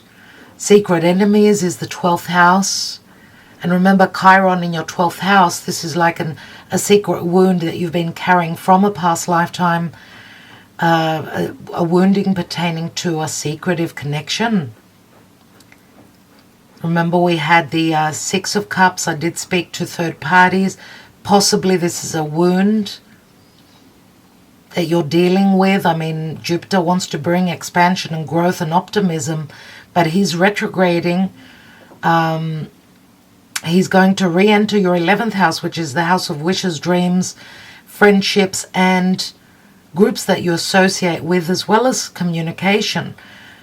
Jupiter has not finished up in the 11th house, which Jupiter can bring you some sort of a wish fulfillment. And then possibly, because Jupiter in Aries in your 12th speaks to the courageous one. Someone needs to be courageous and come out of the dark and obviously end something something that kept you bound and in an imprisoning situation. Remember, Jupiter can also speak to justice and severing ties with anything or anyone that was unjust, any situations that were unjust. Also, things that were hidden will come to light. Now pay attention to Mars. Mars will enter Gemini, which is your 2nd house of your resources, your money, your values, your self-worth. Mars will be there for 7 months until March of next year. He will retrograde in your 2nd house. It will be all about what you're building on, how you feel safe and secure. Do you feel as though you've got the resources to give you that security? Taurus, 2nd house is the natural house that you rule. So that is of great importance to you. Okay, so you're revisiting old situations, retweaking something pertaining to how you collaborate, how you communicate. Of course, Gemini is all about that. And Gemini is also collaboration. So your 2nd house, working within a small group of people, collaborating. You may be collaborating with siblings, with your close-knit environment, with relatives, What is it that you're collaborating on and that you're wanting to build on that will give you that sense of security? All right, dear Taurus. So I think that I will leave it there. I know the pressure will be great for you on this full moon, as you are a fixed sign and it's the fixed cross that's playing out. So wishing you well. Thank you so much for liking, sharing, subscribing and commenting, dear Taurus. Okay, now let's go on to the next sign of Gemini. Okay, dear Gemini. Gemini, Sun, Moon, Rising, Venus, Mars, and North Node. This full moon in Aquarius, what will it bring for Gemini, dear Spirit? Gemini. Gemini and this full moon, Gemini. We've got a King of Pentacles, Taurus, Virgo, Capricorn, a Five of Wands, so that you could be in conflict with an earth sign. There is some sort of a heartbreak, disheartening situation here with the Three of Swords, not being on the same page with this King of Pentacles. This could be a breakup for some of you. Some of you are leaving someone that could be quite fixated, could be all about their money. This could be an argument, a family argument. This could be an argument pertaining to your finances. Eight of Cups is I'm leaving something that made me unhappy, someone that broke my heart. And we've got the Seven of Wands, which Seven of Wands is like turning a difficult corner, no doubt here. What is the Karma Dharma for Gemini? Seven of Wands feels as though you're working up against so many others that are against you. We've got the Five. These are the 6 wands and you are the 7th wand. You're going to be called to action. You've got the upper hand. There's possible divorce here or a possible injustice here. Someone is... Oh, 6 of Cups. In the past, maybe you're dealing with a soulmate situation, or there's nostalgia of past happy, balanced and emotionally fulfilling life in the past. But here I see that there is a disappointment and a heartbreak, and we see someone exiting. Like the Eight of Cups is someone's ready to move on. What is the Karma Dharma for Gemini? We've got the High Priestess, which can speak to third parties. The High Priestess is someone that's following their intuition. This is Pisces, Virgo. We are going to have a new moon in Virgo, which will be squaring you. It'll be challenging you, dear Pisces. Did I say Pisces? I'm so sorry. Dear Gemini.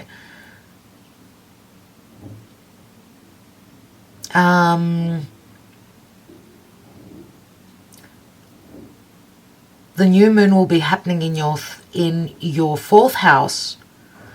So there's a new seed that's planted in your fourth house. But obviously it speaks to career as well, and your goals and your aspirations. This could be bringing matters up pertaining to the past. When there's a new moon in our 4th house, it can be bringing up things pertaining to the past, the family, motherhood, the family. But we see someone is checking out here.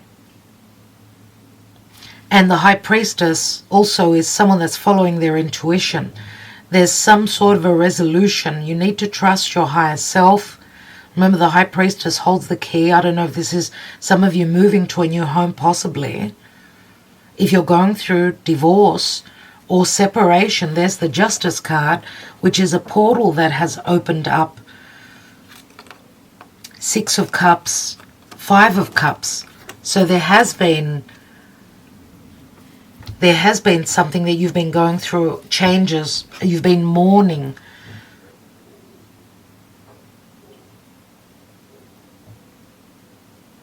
I want to take a card on the Three of Swords. What is this disappointment, this heartbreak? And the High Priestess, remember, could also possibly be a love triangle, a third party. It's usually a third party. Look at that. We've got the Bear and the Mother. Now, the Bear can also speak to someone that's someone that could be very angry. The King of Pentacles could be the Bear, someone that holds a position of power. That could be either heartbroken or checking out or breaking the mother's heart.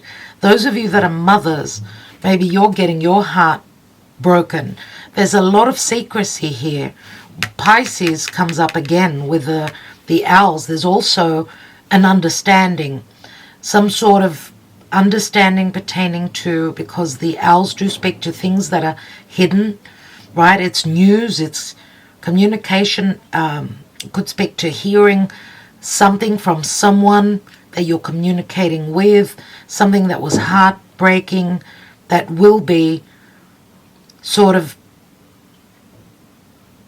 that's where you'll be sort of making the decision to move on. Something will come to your understanding, maybe that your sacrifices haven't been returned. King of Pentacles is usually someone that's quite stable. I'm not reading reversals, and we see that where your money was stable, maybe now if you're moving house, you're moving elsewhere, your finances could be up in the air as well, and you're going to have to fight to bring a sense of stability. Some of you could be mothers, and this could be really, really hard for you. I want to take one card on the King of Pentacles. Yeah, some of you are going through a lot of conflict. And oh, okay. At the bottom of the deck is the clock, which is Kronos and Saturn. Saturn is on this full moon in Aquarius. A portal opens here, and this is a sudden, very, very sudden objection, divorce proceedings, separation, argument. Oh my God. Some of you could also be changing jobs just out of the blue, when you least expect it. I also see possible depression here.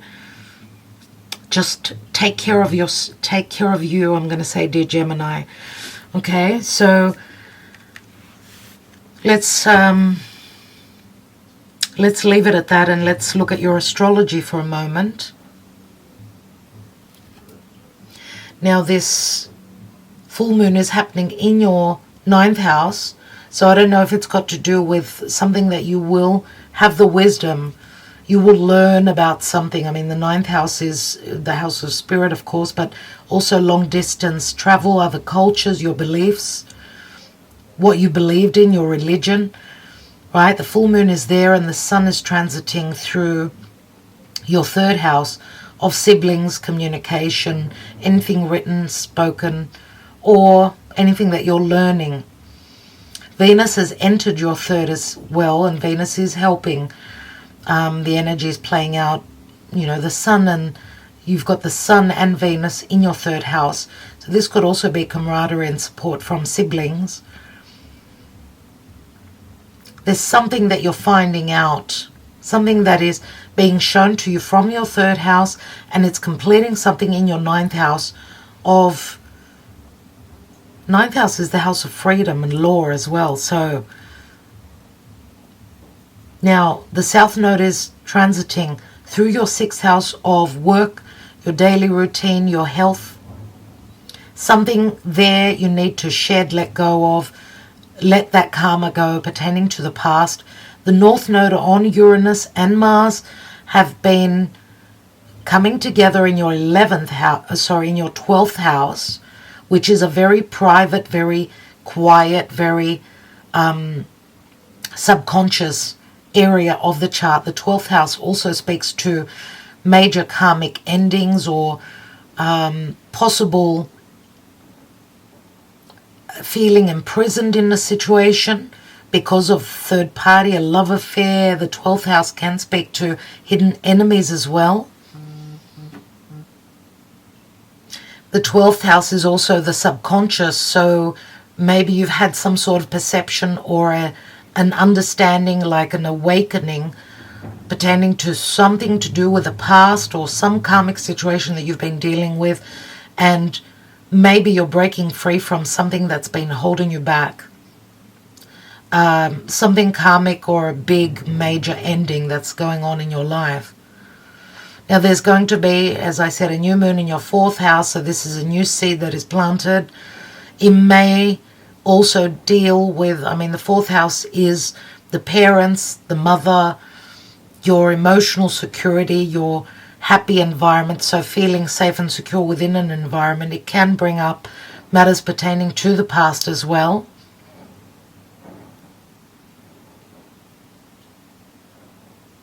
And also it could possibly relate to your goals and your aspirations and your career, what you've been trying to build on.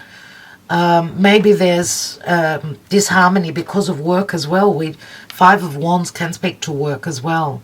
So maybe a partner of yours not agreeing to you wanting to climb the ladder or something like that.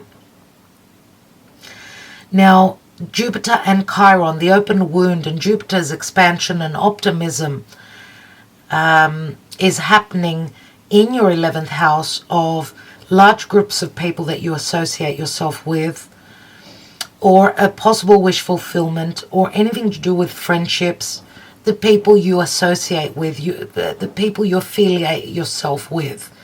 The 11th house is also the house of politics, right? How you communicate. Jupiter is retrograding and Chiron are retrograding in your 11th house. Jupiter will re-enter your 10th house though. 10th house again is your goals, aspirations, and your career. Jupiter's not finished bringing in his gifts pertaining to your 10th house. Now, Jupiter can also speak to possible divorce. 10th house could be, are you divorced? Are you single? Are you going through separation? So pay attention to that. And also, dear Gemini, for you, which is very, very important, Mars will enter your 1st house 20th of August and will retrograde there and will finish up in your 1st house end of March next year. So your 1st house is your personal life, it's your private life, it's you. It's everything and all about your life. That's the 1st house. It's your environment. It's who you are. Mars will be retrograding there for an extra long 7 months. So a retrograde means revisiting the past. Gemini is all about decision making. You're going through a learning curve. It's how you speak, how you communicate. It's how you deal with others, your twin, let's say, your siblings, your relatives. But it's also, Mars is our desire and our passion. It's also short distance travel, right? Mars is the warrior. So you're going to be coming through as someone that's fighting for your survival, let's say. Fighting and being very courageous about it, but also revisiting the past. Now, how you collaborate with others, how you work with others, it could come up in many, many different ways, dear Gemini. But anyway, I will leave you with that. I hope that this helped, dear Gemini. I want to thank you. I want to thank you so much for connecting with me, for liking, sharing, subscribing, and commenting. It really, really does help the channel, so thank you very much. All right, dear Gemini, wishing you well. All right. I will be going on to now, the sign of Cancer. Let's go on to the sign of Cancer.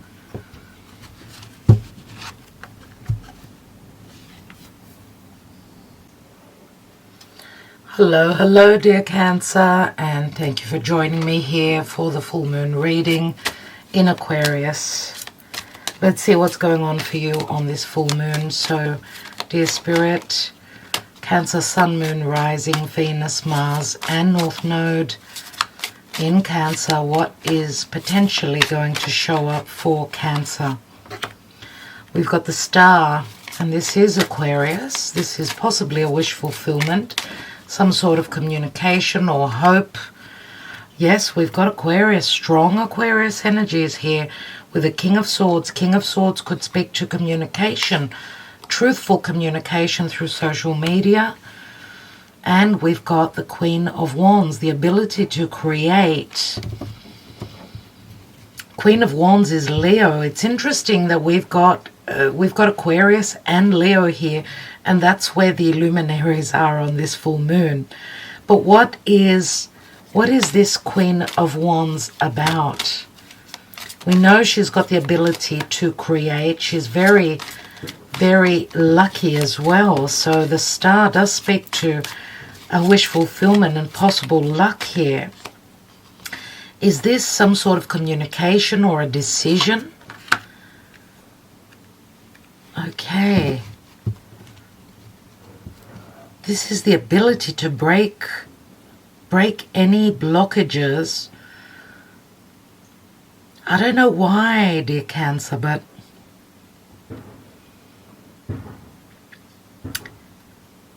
I'm getting that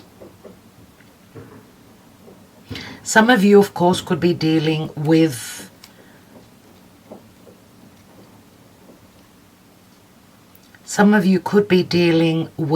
an Aquarius, more than likely. It could be any other air sign, I suppose. Some of you possibly could be wanting to break free from something or a situation, some sort of a situation nevertheless, because the King of Swords can also speak to legalities or, some sort of an announcement or something that's communicated to you, something that's fair and just nevertheless. Oh, wow.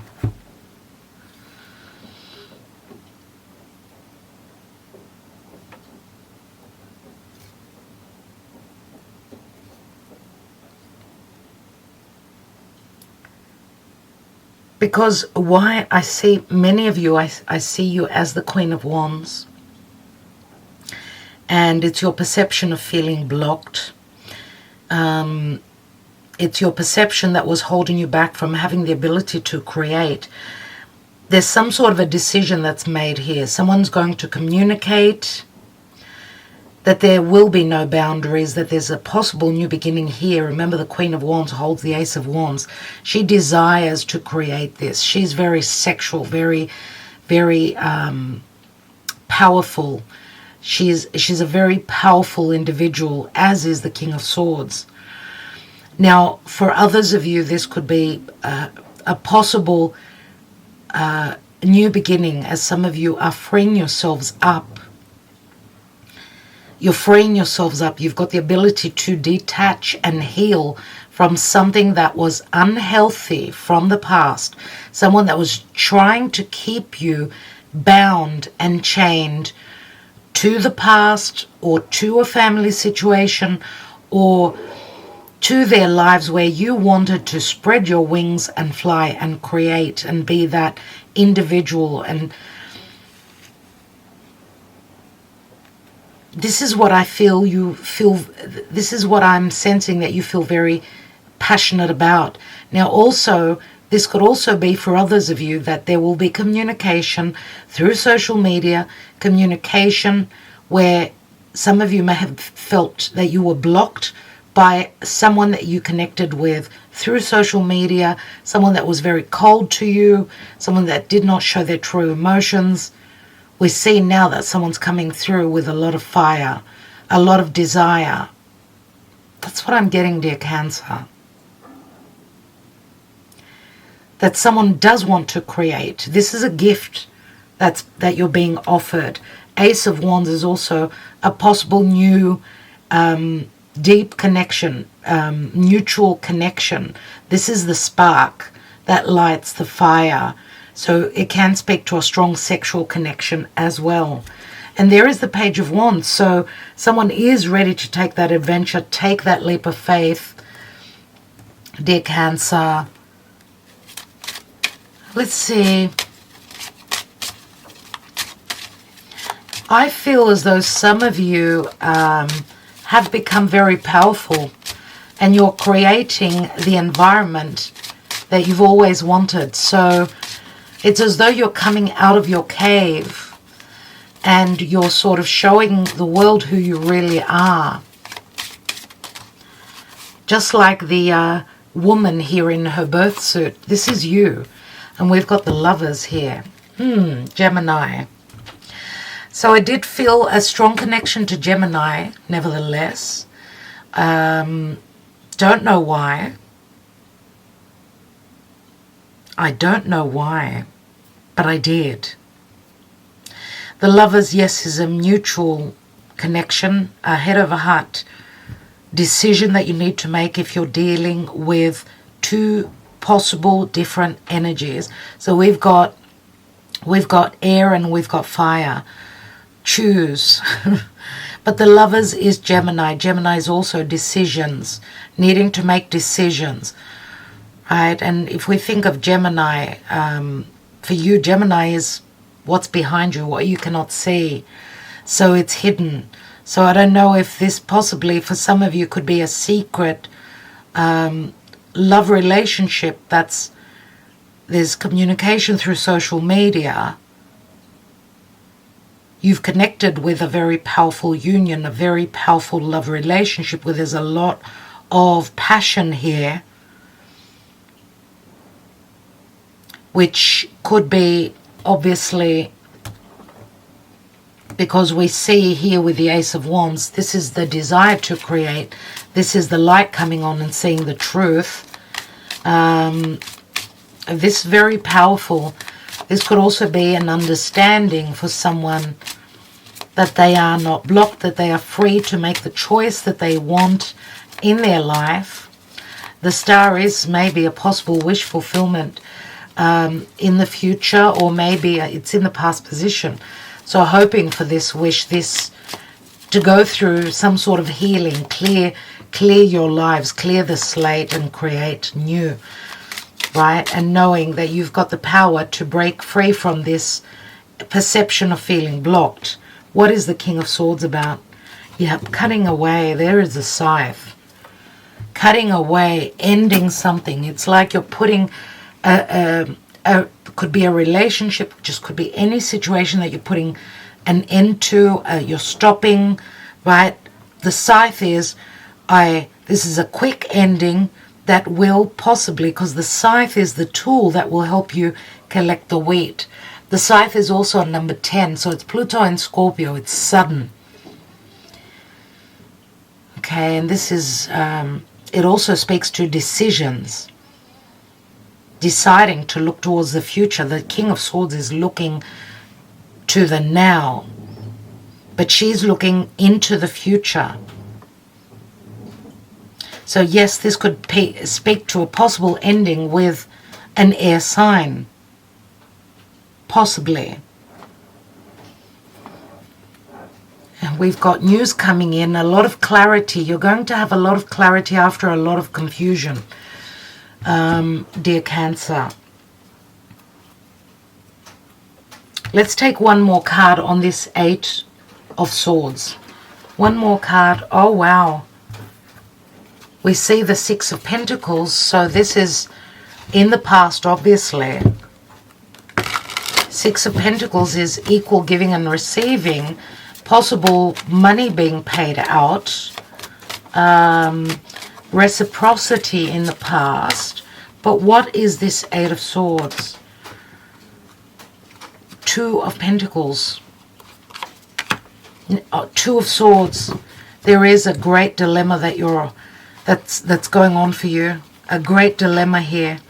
Should I follow what I desire and my passion and the person I want to connect with and what it is that I want to create? Or do I stay where I was stuck?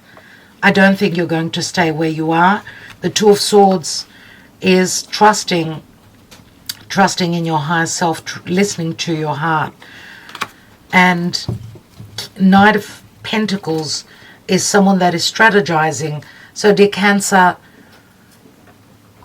the Knight of Pentacles is Virgo, and Virgo is all about looking at the details. Virgo is mutable energy. You've got the Lovers here, Gemini, again, mutable energy. This is like someone needing to learn to fit into their environment. Someone needing to learn to go with the changes. Now, you are a cardinal. You're a cardinal sign, so you're all about new beginnings. But Cancer, you are someone that needs to be safe and secure in your environment. You are all about the past. So I don't know if you're dealing with someone that is ready to run with the changes, but you are having difficulty in leaving the past in the past. It's like you're holding on to the past. But the Scythe, very important, very strong card, that, you know, there will be an ending. There will be change here. There will be change, and there will also be communication. We see the birds and the sun bringing news in, clarity, and 3 birds speak to gossip, can speak to third parties as well. All right, so I will leave that there. Let's go on to your astrology, dear Cancer. So what's going on? All right, interesting that this full moon is happening in your 8th house of death and transformation. The 8th house is the natural house of Scorpio, which reminds me of the Scythe. Now, the 8th house is, there's something is culminating pertaining to a partner's resources, money coming through from other people, other situations. So that is possibly ending and culminating. You will see what was hidden pertaining to that. Because remember, the full moon also shows us what was hidden. The 8th house is naturally a hidden house. Now, the sun is moving through your 2nd house, so this has got a lot to do with your financial securities, your self-worth. The sun is transiting through your 2nd house of what you own, your resources, what you value. And Venus has just entered your 2nd house. Venus is there with the sun. So the sun is bringing you the clarity from the 2nd house. 2nd house is also the physical body, so it can be a little bit stressful as the sun is being challenged by the north and south nodes. The south node is in your 5th house of creativity, childlike energies, and risk-taking. This is what you need to move away from, so that the 5th house the south node in your 5th house, so needing to shed something relative to the 5th house, and the north node with Uranus and Mars are transiting through your 11th house. Remember that the 5th house can speak to ego, and you did show up as the Queen of Wands, which is more Leo, and that's fixed signs do hold some ego and pride. What it's saying is let go of the pride. Your north node is facing the 11th house. That's where Uranus is. That's where Mars, Uranus, Mars, and the north node conjoined in your 11th house of friendships, groups, associations. The 11th house is also, remember, it's the natural house of Aquarius, and you did have the star there and the King of Swords. So something has come to your attention pertaining to you getting uncomfortable. And the 11th house is also politics, but it's also communication with others through social media. Now, there's going to be a new moon in your 3rd house of siblings, neighbors, your relatives, how you communicate, how you write, how you learn is your 3rd house. That's where a new seed will be planted, in your 3rd house. 3rd house is also short distance travel, so something is going to be beginning there pertaining to your 3rd. Now, Jupiter and Chiron. Chiron, the wounded healer, the open wound. Jupiter, the planet of optimism, growth, truth, wisdom. They are transiting, retrograding, I should say, through your 10th house, which is your social standing, your reputation, your goals and your aspirations. But Jupiter is going to re-enter your 9th house as he's retrograding. He will re-enter Pisces, that's your 9th house, of spirituality, your truth, the ability to feel free and go on that adventure. Long distance travel is the 9th house. Jupiter rules the 9th house for you. And Jupiter does give you that sense of understanding, that higher mind pertaining to what is it that you're needing to end up with pertaining to the 9th house, because Jupiter is ending a major cycle there. But he will give you the gifts pertaining to 9th house matters, something that you're learning, and then will re-enter your 10th house of your goals and your aspirations. Right? Now, Mars will be retrograding. Mars will be 7 months. Mars will be transiting your 12th house for 7 whole months, from the 20th of August when he steps into your 12th house until the end of March, 23rd of March of 2023. Mars will retrograde there, dear Cancer, in your 12th house. 12th house is the house of the subconscious. It's the house of fears. It's the house of quiet and sleep and divinity, spirituality is the 12th house. It's the house of, and I just wanted to mention, Agape just stepped on my table. Hello, Agape. Hello, sweet pea. The 12th house can speak to secret love affairs, a feeling of being imprisoned in a situation, just like that 8 of Swords, right, that you had. And that will be very significant with Mars retrograding there in your 12th house. You've got a lot of things that need to be looked at pertaining to past matters. And things will be happening also behind you. You will not be able to see what Mars is working on, because the 12th house is something that's right behind us. Agape. Hello. Hello, Agape. Do you want to say hello to Cancer? Hello, dear Cancer. Yeah, dear Cancer. So that will be very interesting. So I will leave you with that. I want to thank you so much for liking, sharing, subscribing, and commenting here. I want to thank you so much.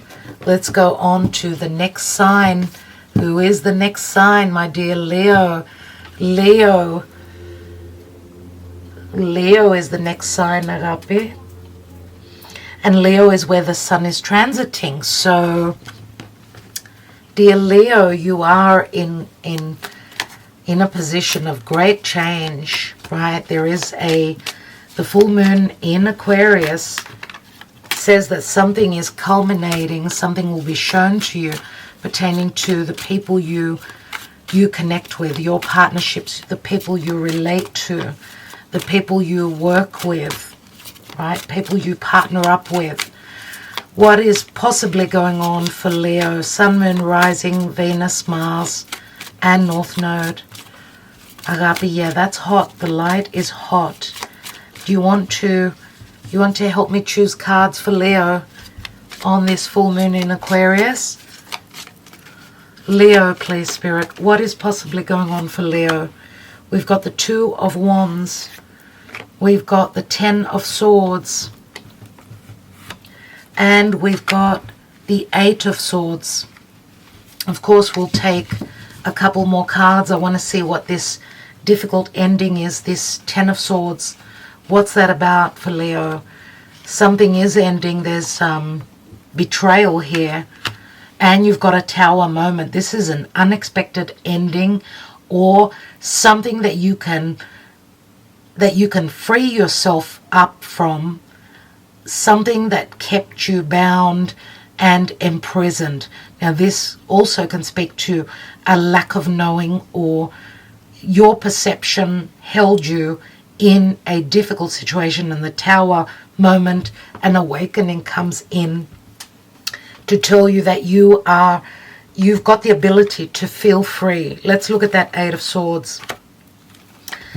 And we've got the Six of Cups, which can say that some of you, wow, some of you could be leaving a marriage. You've got two tens here.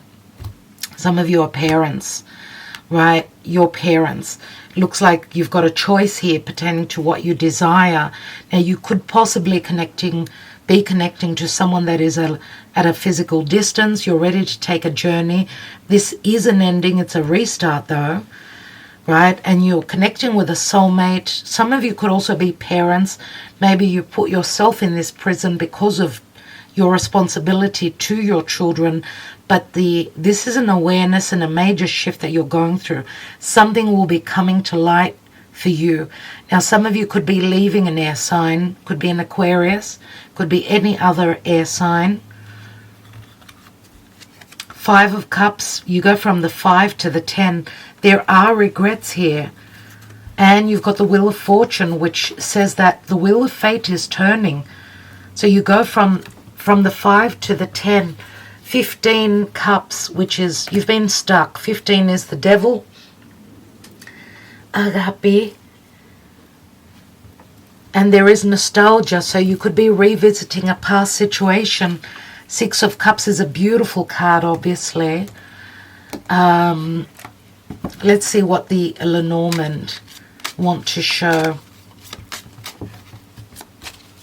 Five of Cups is like you're mourning those 3 cups that are spilt from the past. But then you've got the 2 cups that are standing here, right? And the Wheel of Fate turns. Page of Cups, Page of Cups. It could be a small offer of love, an unexpected offer. The wheel turned, but brought some sort of a loss and an ending to much happiness. Why? What is this Tower? Oh, we've got the Well, and the Well speaks to a lot of emotion, but also things that were very deep, very hidden. Maybe in your subconscious. This could be just an awareness that either you or someone that you've been dealing with is going through. Now, this shift could bring endless possibilities for you. Oh, wow. So you're going to see that someone was very deceptive here. Very deceptive. Or you've managed to come out of a burning inferno, which is like a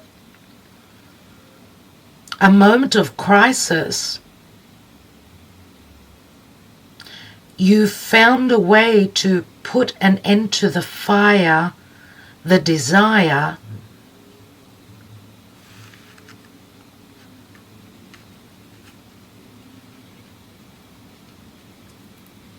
we've got so much water here, we've got fire here. This is like putting out a fire through an emotional situation. Now the fox can speak to someone being very sneaky, pertaining to the past, someone holding back on their very deep emotions. This could be something that you will be enlightened about. The fox can also speak to strategy, some sort of an ending. Someone's trying to find their way back into your life. Or let's just take one more on that fox. And we've got, this is like leaving. We've got the storks, and the storks speak to transition, change, starting new elsewhere, leaving rubble and a mess behind, and building on a new nest. You know, the storks bring the child, and the child speaks to a new beginning. We see the sun here. This could also possibly speak to a physical moving to a new home for some of you. Some of you taking a risk. Someone taking a risk here and getting caught out.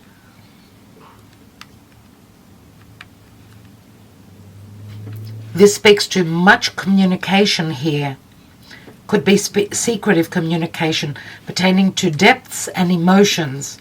Emotional depth and deep communication, deep intimacy. That's what I see for you, Leo. That's what I see. Let's see what your karma dharma is before I go on to your astrology. We've got the Emperor.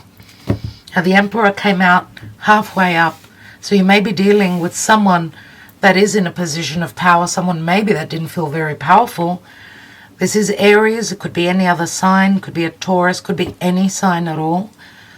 The Emperor does give us a sense of security, stability. He's a number 4.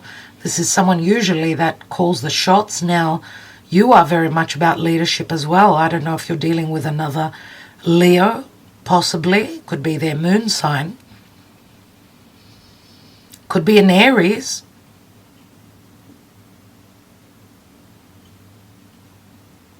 What's interesting is that the storks, we've got number 17 here, which is also the number of the star, which is Aquarius. So you're going to see something, the light, right?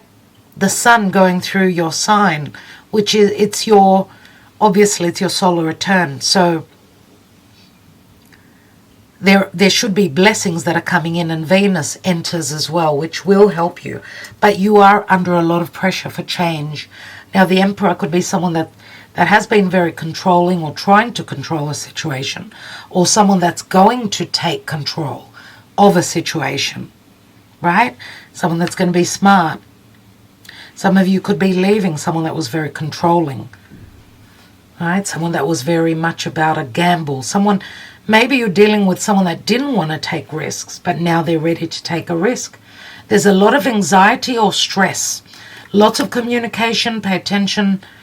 Be careful with gossip, who you share your information with, dear Leo. Right? So, let's see what's going on in your astrology. So, dear Leo, this full moon is happening in your 7th house. Your 7th house of relationships, romantic partnerships, family. And the sun is transiting through your 1st house, so it's all about you. You are the 1st house. This is the sun moving through your personal life, your life on all levels. Venus has just entered your 1st house. You're going to be looking beautiful. You're going to be looking very Venusian. Now, the South Node is in your 4th house, which tells me that you need to let go of something pertaining to the past, a family situation. Some of you could be just leaving your family of heritage. Others of you are leaving a marriage. The 4th house is where the South Node is, and this is what you need to let go of. And the North Node with Uranus and Mars conjoined in your 10th house of your social standing, your goals, your aspirations, your reputation. This is where the Tower moment happens with Uranus, Mars, and the North Node. This is what you need to get uncomfortable with, and that is to face your North Node, the 10th house. Take charge, be the emperor in your own life if there is no other emperor, or if someone didn't have the courage to take the position of emperor, you are strong enough and you can do that. So taking the initiative, being very powerful. Now, there's going to be a new moon in Virgo. This will be happening in your 2nd house towards the end of the month. So this is a new seed that's been planted in your 2nd house. 2nd house is the house of resources, money, love, values. It's the 2nd house naturally ruled by Venus. So the 2nd house can speak to a feel-good situation. There's a new moon there, a new seed is planted, so this could be new ways of making money as well. Yeah? And we see the general energy being the 10 of Cups here, which speaks to bliss. But you go from the 5 to the 10. And the Wheel of Fate says it's timing, it's divine timing now. So a new seed planted in your second house of Virgo. This is all about looking at the details, providing a service. This could be working a second job for some of you, for if you're moving homes. Now, so this new seed in your second house, dear Leo, Virgo is very good with, you know, looking at the smallest of details. So whatever's been going on with your finances, nevertheless, I mean, Virgo is of service. So some of you, yes, as I said, could be providing some sort of a service, maybe a second job, I don't know. But that will help. I mean, a new seed is a new beginning in your second house. That's wonderful. Now, Jupiter and Chiron, both retrograding. They're both retrograding through your 9th house, which is foreign travel, long distance, other cultures, other beliefs. It's the house of wisdom, teachings, freedom. Jupiter is retrograding there. Chiron is the open wound that you're trying to find a resolution for. So I don't know if Chiron, because Chiron is a key. You're revisiting past matters pertaining to long distance travel, 9th house matters. You're looking for that resolution to the ability to heal that new beginning, or to heal your perception of a new beginning, or to heal your perception of taking leadership. Jupiter will re-enter, I should say, your 8th house. As he's retrograding, he will re-enter Pisces. That's your 8th house. Your 8th house is the house of change, and also money coming through from others. Jupiter will bring the luck, will bring in the gifts, the prizes, as he will leave Pisces. 8th house, Jupiter and gifts, that's a big amount of money, dear Leo. And then he will re-enter your 9th house, where he will be moving direct in your 9th house. He'll be bringing in the blessings pertaining to 9th house matters. So, wow. Now pay attention to your 11th house of the future, social media, large groups that you affiliate with, that you connect with, that you deal with, that you communicate with. The 11th house is the house of income after career as well. So it is a house of friendship as well. So Gemini, Mars will be transiting your 11th house of Gemini for 7 months. Mars will enter 20th of August and will leave your 11th house late March of 2023. So you will be revisiting the past pertaining to 11th house matters, dear Leo. Remember, the 11th house is the house of wishes and dreams. Now, Gemini up there is all about being able to see, to discern, to communicate well, to collaborate well with large groups of people, to figure things out on how to move forward. Okay? So, dear Leo, I think I will leave it there. I do hope that this helped. I want to thank you so much for liking, sharing, subscribing, and commenting. Remember, this is a very important time for you, as you've just had a new moon in your sign, and now you've got a full moon in your house of partnership. So it's all about you, and something is beginning pertaining to your personal life and the environment you are in, but also with partnerships and relationships. There is something that you will see and it's a culmination and a possible ending, right? That's happening in your 7th house. All right, so thank you so much, dear Leo. I will talk to you soon. King of Swords. Very opposing energies to your energy, dear Leo. Anyway, let's go on to the next sign. Let's go on to the next sign, dear Spirit. Next sign is the sign of Virgo. Virgo. Hello, hello, dear Virgo, and welcome to Divine Debut. This is Kathy speaking. Thank you so much for joining me here. Okay, dear Virgo. Virgo, Sun, Moon, Rising, Venus, Mars, and North Node in Virgo. Dear Spirit, this full moon in Aquarius for Virgo, Sun, Moon, Rising, Venus, Mars, and North Node and Virgo. What is going on around this full moon in Aquarius? Hello, Agape. Agape enters Virgo's reading. Thank you, Agape. Okay, 6 of Pentacles and 9 of Pentacles. 6 of Pentacles, equal giving and receiving or possible separation and divorce. As we know, the 9 of Pentacles is your card, Virgo. This is your energy. You are very independent, very self-sufficient, feeling very abundant. Possibly there's money coming that's owed to you. Money's being paid to you. You're receiving your Dharma. 8 of Wands. 8 of Wands is Cupid's love messages. Lots of changes, flight, travel, possibly. 8 of Wands. Quick energies. After a sense of slowness, the energies are picking up. And I think I'll take one more card, dear Spirit. What are these messages about? Agape. Agape mo. Agape. Agape, do you want to choose a card for me?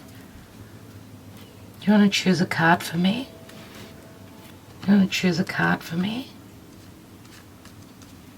And choose a card for me? She wants the whole lot. Let's take one more card for Virgo. Oh my goodness. And we've got the Emperor and the Hanging Man. My God. Virgo, the Emperor. Aries, Taurus, could be any other sign. Could be, I suppose, possible Aries, Pisces, Casper.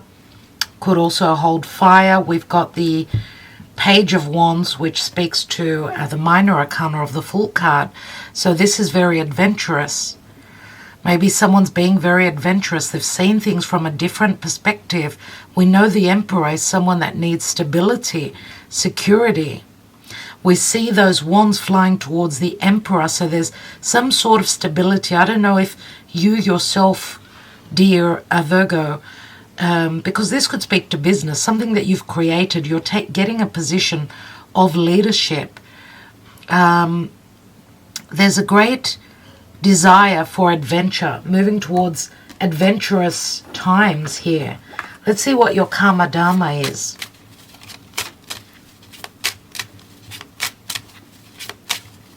In this full moon, which is on Saturn. Now, the Emperor can be someone also that's been trying to control a situation, someone that's needing security, stability, someone that sacrificed very much so that they could be in a position of power. What is the Karma Dharma for Virgo? And we've got the Magician. Virgo, you are the Magician. This is Mercury. Mercury rules you. So this speaks to a lot of communication. The stars are aligning. Let's say you've got the ability to manifest and to make magic. Agape, you got my good pen? Okay, you can use it for a while. So let's see what this, I want to see what this 9 of Pentacles is about. We've got the star, so there's a possible Tower moment, a wish fulfillment, an awakening, possibly breaking free and healing, becoming more independent. Or it was a wish fulfillment to travel towards an emperor, someone who's been waiting for you, someone that you need to take a flight to get there, or you need to travel over land if they're physically at a distance. What is the Hanging Man and the Emperor? So there's news, there's communication. Things that were unknown will be known to you. The owls do speak to wisdom. The magician is the communicator, right? He's got an ace up his sleeve. This is Mercury. Mercury will clear the air where there's been confusion or a lack of understanding.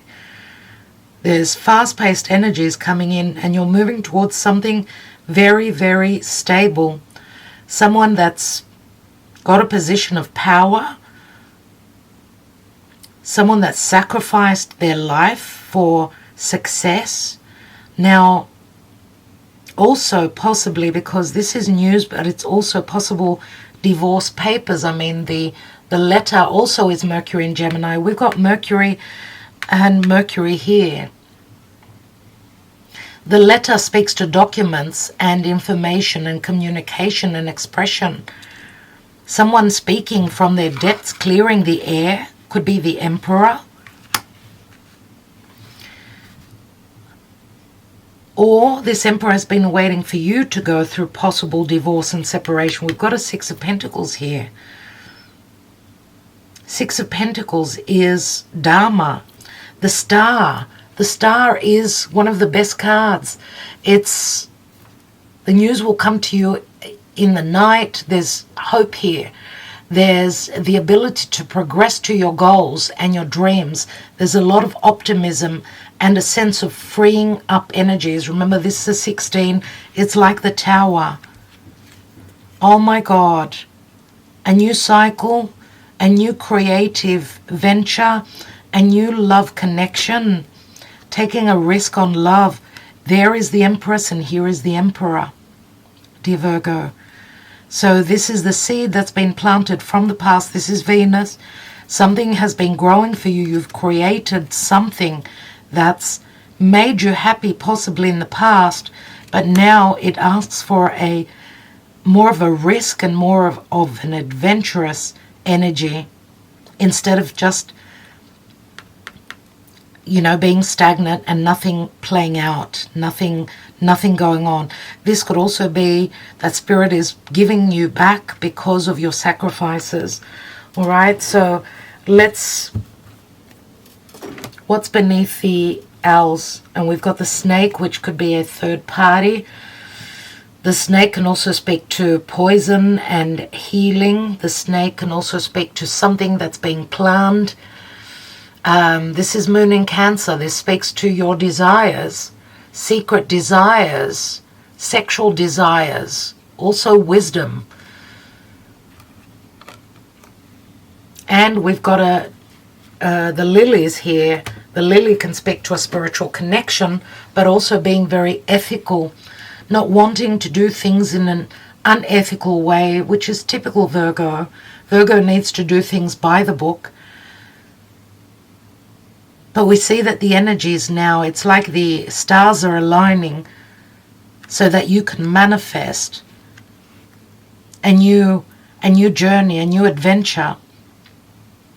Some of you could be moving away, moving towards something much more stable, someone that's going to give you a sense of security. We've got the Emperor here. Or some of you are moving towards a possible separation and a divorce from someone that was very controlling, and you're freeing yourself up. You're very independent, right? And possible new beginnings in new love connections, right? The Empress is all about expansion and growth, temperance, promises, alchemy and balance, and possibly some of you could be dealing with someone that is from a different area of the world. someone who had different beliefs, who needed to see things from a different perspective. Now, Virgo Pisces is your house of relationships. So some of you are either divorcing or you're coming together, you're communicating with an emperor, someone that wants you by their side. They've recognized that you are their empress, right? All right, let's see what's going on in your astrology, dear Virgo. So, dear Virgo, this full moon is happening in your 6th house. 6th house of daily routine, your work, your health regime. The 6th house is also the house of service. This is where something will be illuminated for you and something is culminating.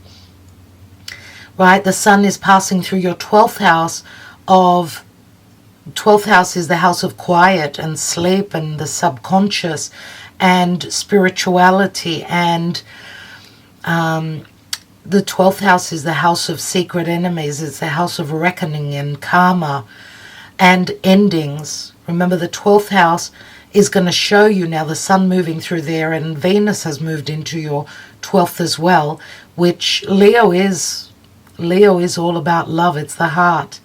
So the heart moving through your 12th house, it could speak to a secret love affair. It could also speak to being able to break free, seeing a way out of any imprisoning situations, any unhealthy, unclear and deceptive situations that have been holding you back.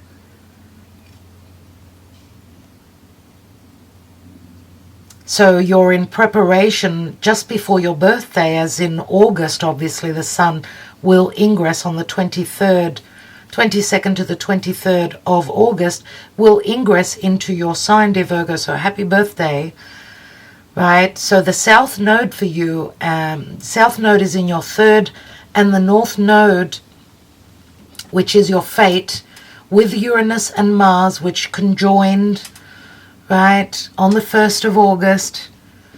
The tower moments, the freedom-loving, where there's been no value, no self-worth, no stability for you. Uranus has brought you tower moments. Some sort of an awakening is happening pertaining to your 9th house, which is long-distance travel, other cultures, spirituality, adventure, the ability to expand your horizons, to feel free. That's where the north node is, and Uranus and Mars in your 9th house. So your south node is your environment, 3rd house, your siblings, your neighbors, the way you communicate or don't communicate, right? And the north node is facing the 9th house. So some of you could also be moving towards more learning, so learning under someone that's quite wise. It could be, I don't know, anything new that you could be learning, because the 9th house is the teacher. Now there's a new moon obviously in your sign that will be happening towards the end of the month. A new moon in your sign means this is the seed that is being planted for you, a brand new beginning. It's in your 1st house obviously, so it speaks to your personal life, your environment and who you are, right? And Jupiter and Chiron, that open wound, Jupiter retrograding, Chiron retrograding, naturally Virgo naturally rules Chiron.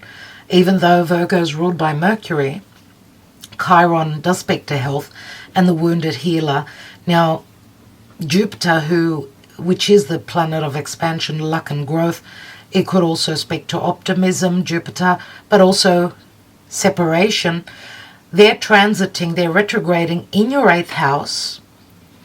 In your 8th house of death and transformation, other people's money, right? Money coming from other sources, from a partner. But Jupiter will retrograde and will ingress again in your 7th house of your relationships, family, love, partnership, because Jupiter has not finished in Pisces. So he's still bringing gifts pertaining to your 7th house.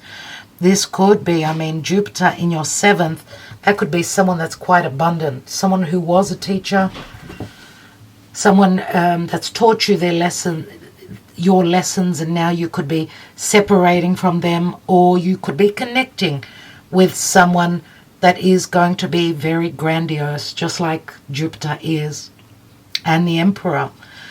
And pay attention to your 10th house.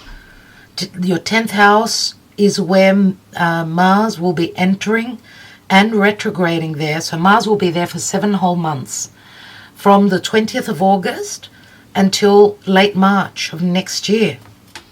No, darling, come on. Come on, baby. You got to go down. It's not time now. So 7 whole months in your 10th house of your goals, aspirations, your social standing, your reputation, your life out there in the world. You'll be revisiting old situations pertaining to your 10th house, which is mainly career, but it's also what you are growing towards, right? The 10th house is how we mature to get to the 10th house. That's where we take leadership. That's where we take the throne, dear Virgo. So, Virgo, I think I will leave it there. I love to see that you've got the star. Lots of communication, lots to do with contracts, possible divorce, lots of communication, new contracts, yes.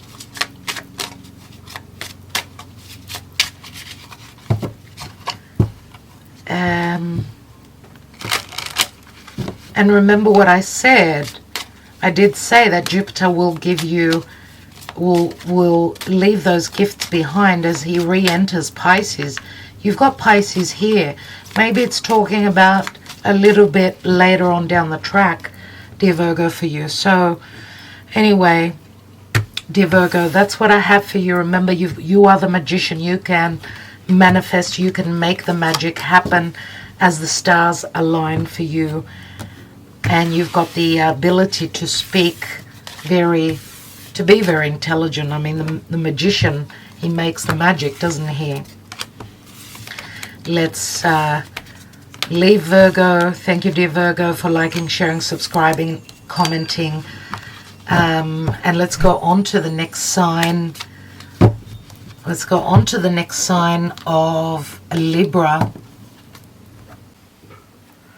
Hello, hello, dear Libra, and welcome to Divine Debut. Thank you so much for joining me. Okay, this full moon in Aquarius for Libra, dear Spirit, for Libra, Sun, Moon, Rising, Venus, Mars, and the North Node. What will this full moon possibly bring for Libra? What do we need to know? What is the advice from Spirit for Libran individuals? We've got a 6 of Pentacles. Virgo had the same card in the same position, so some of you could be on the cusp with Virgo. Okay, so pertaining to equilibrium, there's some sort of a dilemma here pertaining to equal giving and receiving, paying money out, receiving money, and lots of money. And this could be pertaining to a separation, possibly. Someone thinking of separating, having a dilemma, but finances are at the fore here. Someone may be wanting to go through separation, possible family separation. They don't know if there will be support from their extended family. Possibly, what is this dilemma of the Two of Swords? And we've got the Lovers. So it can be, some of you are in a love triangle. You could possibly be thinking of divorce and separation. Maybe you've been dealing or married with someone that was a bit of a player. We can have a third party here with the Lovers here. Someone's got a choice between two different love situations, a marriage and a newcomer. Some of you may have met someone new on a trip. Knight of Wands is someone that's coming in very passionately, very quickly. Someone who travels maybe for work. Some of you maybe travel for work. Could be you, could be the person that you are connecting with. So this dilemma And this is Gemini. We've got Gemini here. Gemini is all about decisions, right? Some of you may have connected to someone that comes from a different area of the world. What's your karma dharma around this full moon? And you've got the Hanging Man. And Pisces. Pisces can also speak to a secret love affair.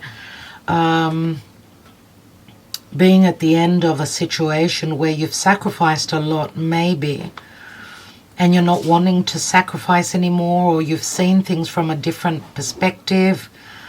The Hanging Man is sacrifice, it's empathy, it's unconditional love. Maybe you've met someone that's been giving back to you unconditionally, and this is sort of mirroring the relationship, the long term, maybe that you've been in. Now the Hanging Man is Neptune. It is ruled by Neptune and Jupiter, and you know, Neptune can speak to a spiritual connection as well, but Neptune can also speak to someone wearing the rose-colored glasses, where maybe some of you didn't know that you could have been someone's second choice, or that your partner has had another choice. Now you can flip the energies around as well. There's the moon, so it does speak to deception within a home or a secretive connection, right? The moon does speak to a subconscious, deep connection, secrets within a home. There's the Devil, which speaks to a strong sexual connection, but also dealing with a karmic situation. Right, feeling blocked, feeling as though you've been in a vicious cycle. This is great attraction, very, very strong attraction to someone in a secret way. Let's see what that Ten of Pentacles speaks to. Ten of Pentacles does speak to marriage. It speaks to possible abundance. It can speak to a possible ending. Of course, the Ten of Pentacles is the ending of a cycle, so it's possibly you're starting a new cycle. Maybe money has been what's been holding you back in an unhealthy or unhappy marriage. I mean, the Lovers is a blessed union, right? Ooh, and there's a lot of desire to connect with someone, feel very abundant. Some of you could be also dealing with someone that's financially quite stable, someone that was very generous with you, someone that showered you with gifts, and this has made you sort of change your mind of where you've been, where there was no reciprocity, no generosity of spirit, of heart, of money. Sharing money means sharing one's life, right? I don't know if you've been dealing with someone that was quite stingy. This is a divine feminine. More, she leans towards the Leo, Queen of Wands energy. She is very passionate about some sort of an ending, or she feels very passionate towards creating something long-term with someone that she's connected with, someone that probably is hiding in the shadows.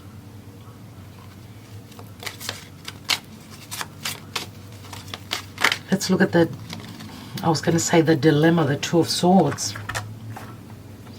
We've got the key and we've got the money here, the fish. Now, it could go the other way, that you're married to someone that's very generous, someone that's been sort of giving you everything you need, and the dilemma is, how do I leave this person for someone that I'm very greatly attracted to, maybe also spiritually connected to? But the key also speaks to me, it speaks to a resolution, a possible way of getting out of imprisonment and sort of living the dream, I'm going to say, with the fish there. The fish does speak to abundance. It's Venus in Taurus. It also speaks to repetition, so trying to get out of something for a while, but being stuck sort of. until someone takes action.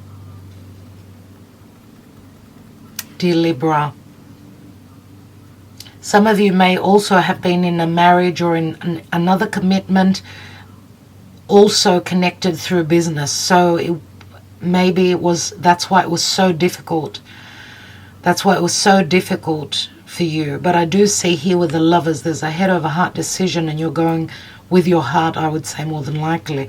You're finding a resolution how to get out of something that was quite stable, actually. Quite stable. But you felt imprisoned.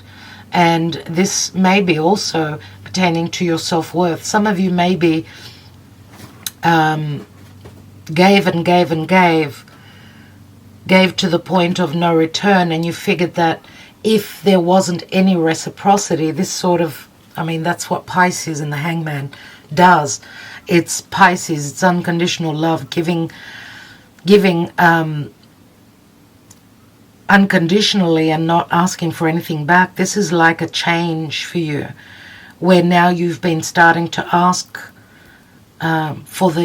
asking for the proof, asking for what you've given out. Maybe Spirit also has heard your prayers and says, okay, here is the key. And the key can also speak to a possible new home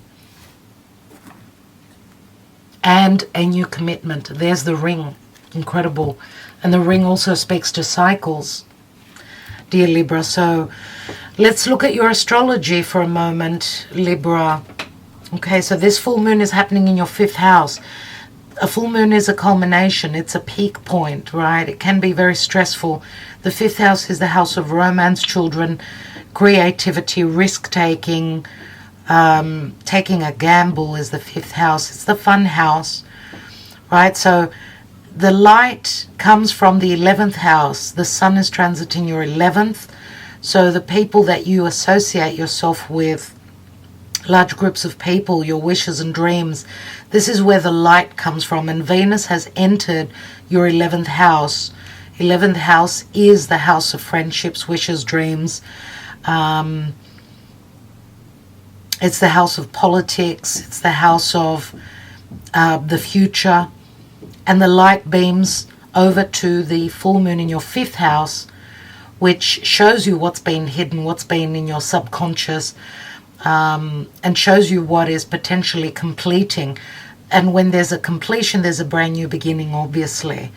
Now, the South Node has been transiting through your second house of resources, your money, what you own, your property, your physical body, your 5 senses is the 2nd house. Self-worth is the 2nd house. This is what you need to shed. The South Node is what you need to leave. This is you getting uncomfortable. And the North Node with Uranus and Mars are transiting through your 8th house, which is the house of change, the house of secrecy, the house of sexual connection, intimacy. And that's what this divine feminine shows us here, obviously. The 8th house is also the money coming through from my partner. So as I said, you may be connecting with someone, and more than likely, you're connecting with someone that will be more generous with you. Okay? And I do feel that some of you may be dealing with someone that comes from a different area of the world. Someone that's very driven, pertaining to their beliefs, pertaining to they love to travel, and some of you may have met someone on travels. Now, the new moon, we're going to have a new moon towards the end of the month, and that will be happening in your 12th house. A new moon is a new seed. The 12th house is the house of the subconscious, the secretive. The 12th house is the house of quiet, the house of sleep and dreams and divinity, spirituality, but also blockages, imprisoning situations. But you find the key, right? The new seed is planted in your 12th house, which can also be the house of affairs, secret enemies. Now, Jupiter and Chiron, who are both retrograding, they're retrograding in your 7th house of relationships. But Jupiter is going to retrograde back into your 6th house of your health, your practical life, what you do daily, how you work, your physical health. The 6th house is the house of service to others as well. So Jupiter has not ended something in your 6th house. He's going to return back there to leave the gifts behind before he re-enters your 7th house. Just the fact that Jupiter is transiting through your 7th house of Aries says that there's a new beginning, new relationships that are promised from Jupiter. Not only relationships, but partnerships. Okay, and Chiron is there, the open wound. So remember, Chiron is the key, the wounded healer. You find the resolution on how to move forward on what it is or who it is that you desire to connect with or to work with. Now pay attention to your 9th house of spirituality, long distance travel, foreign cultures, foreign people, the house of wisdom, freedom, the expansion of your horizons is the 9th house, higher education. Your beliefs are changing. Mars will be entering your 9th house on the 20th of August and will stay there until March 2023, 7 months, but he'll be retrograding there. So it'll be a lot about revisiting the past in concern to the 9th house matters. And remember that the 9th house is naturally ruled by Jupiter, and he's transiting your 7th house of relationships and partnerships. So I'm wishing you luck with that, dear Libra. I hope that everything works out for you. And I want to thank you so much for liking, sharing, subscribing, commenting, and sharing this video. I want to thank you so much for that, dear Libra. Okay, I'm wishing you well. Okay, let's go on to the next sign.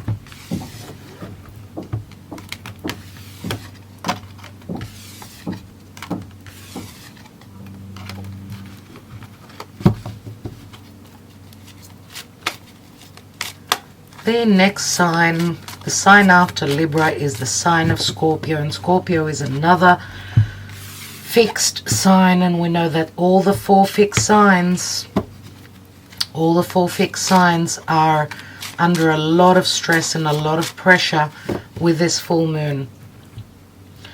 Okay, Scorpio, dear Scorpio, Sun, Moon, Rising, Venus, Mars, and the North Node. Dear Scorpio, you have the South Node transiting through your sign for quite some time now, so you've been dealing with a lot of past karma. So let's see possibly what this full moon in Aquarius will bring to you. What will it show you? Scorpio, dear Spirit. Scorpio, you've got the 7 of Pentacles. Scorpio, Sun, Moon, Rising, Venus, Mars, and North Node.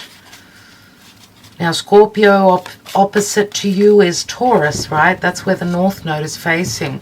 That's where we had the conjunction of the North Node, Uranus, and Mars.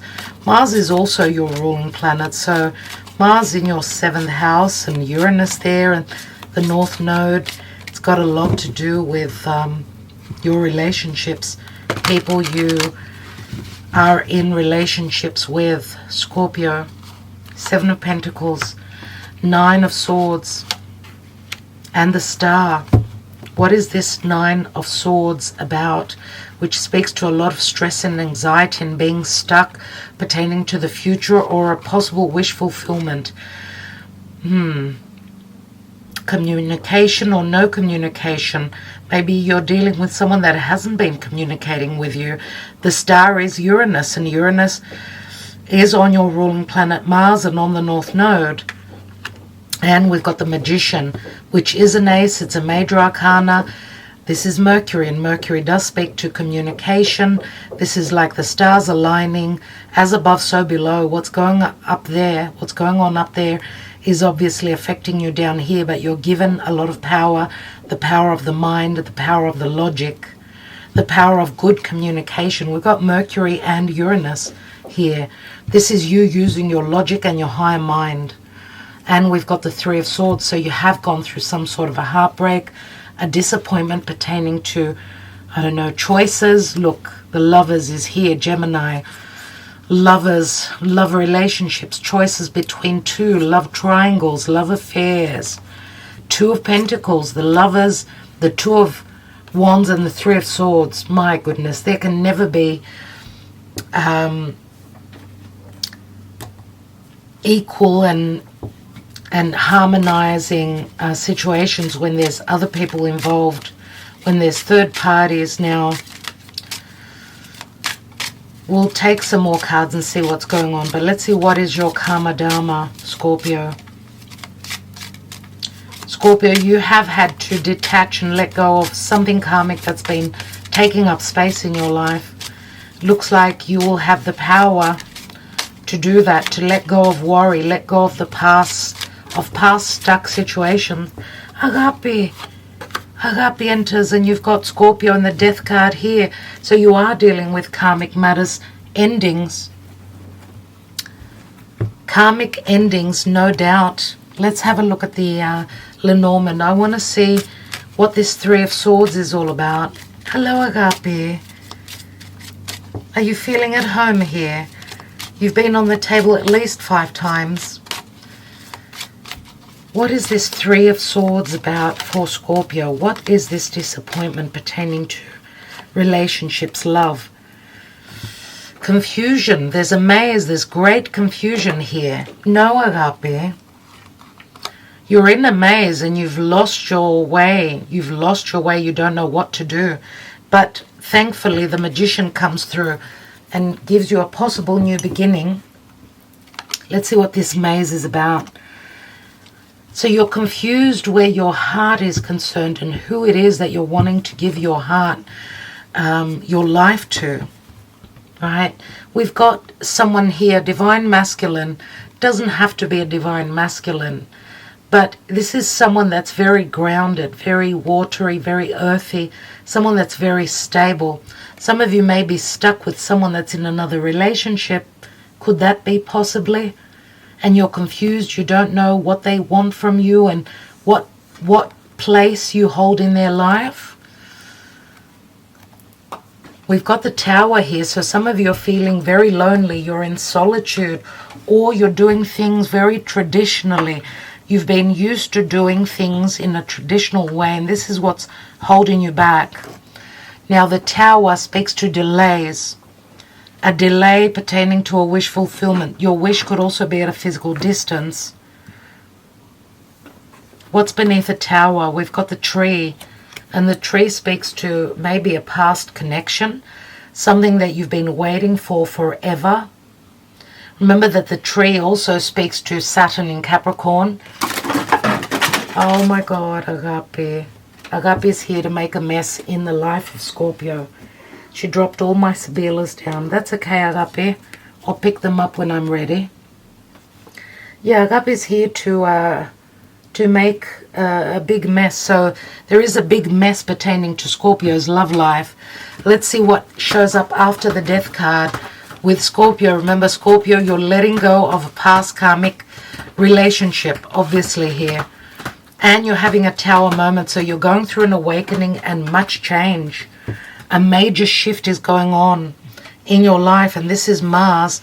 Mars is my desires. It's what I desire to do. This is me having the courage. And Agape is sharpening her nails. But what is this star for Scorpio? What is this? Is this communication through social media with someone that could be physically at a distance? Is this clear and concise communication with this full moon, with a star, which is Aquarius?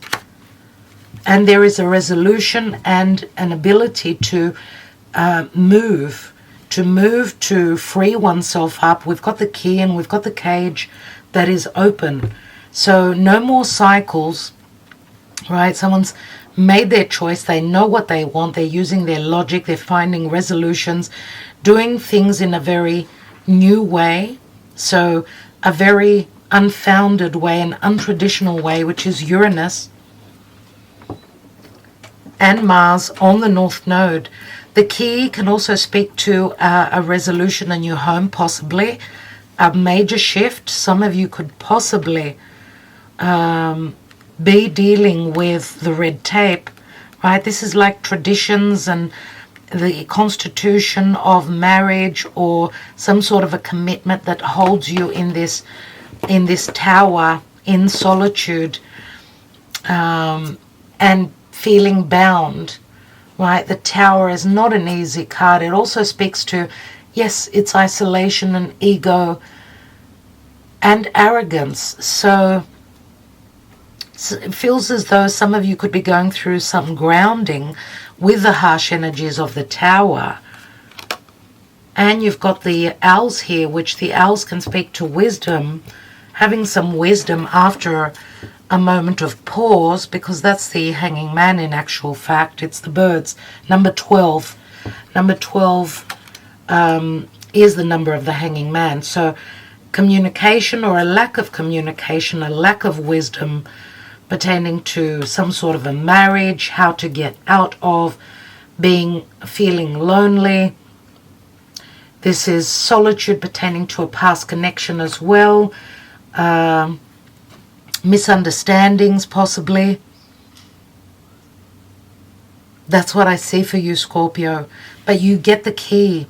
This is also an open wound pertaining to self-worth, or just holding on to things pertaining to the past. Now, of course, Scorpio, you're fixed, so change is not easy for you. That's why the Tower moment comes in for you, and there's some sort of an awakening, and the Tower is never easy. Now, let's go on to your astrology. Your astrology, right? So this full moon is happening for you in your 4th house.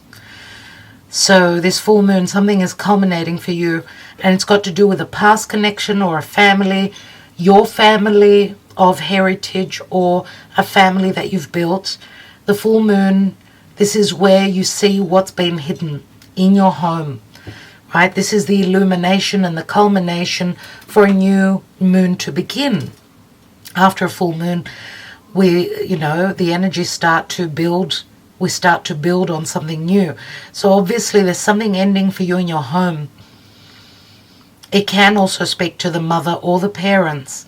Now the sun is transiting through your 10th house, which is the house of career, your social standing, your goals, what you aspire to achieve. What is your social standing? Are you single? Are you married? Who are you out there in the world, and what is your reputation? Venus has moved into your 10th house with the sun there. So Venus will help the situation, obviously, even though that 10th house, what you're striving for, moving forward and towards your future, you are under a lot of pressure there. Now the South Node is in your 1st house, so your personal life, your environment, your life on all levels is going through a death and a transformation. You're needing to shed any karma that's been holding you back from your growth in this incarnation. The North Node, Uranus and Mars, are transiting through your 7th house. This is where the awakening will happen.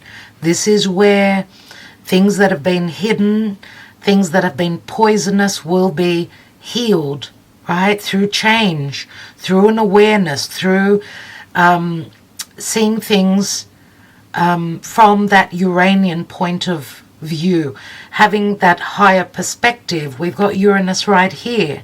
So there could be communication, unexpected, sudden understanding that this could be someone getting intimate, emotionally intimate with you, or this could be you getting emotionally intimate with someone else, speaking clearly and truthfully, right?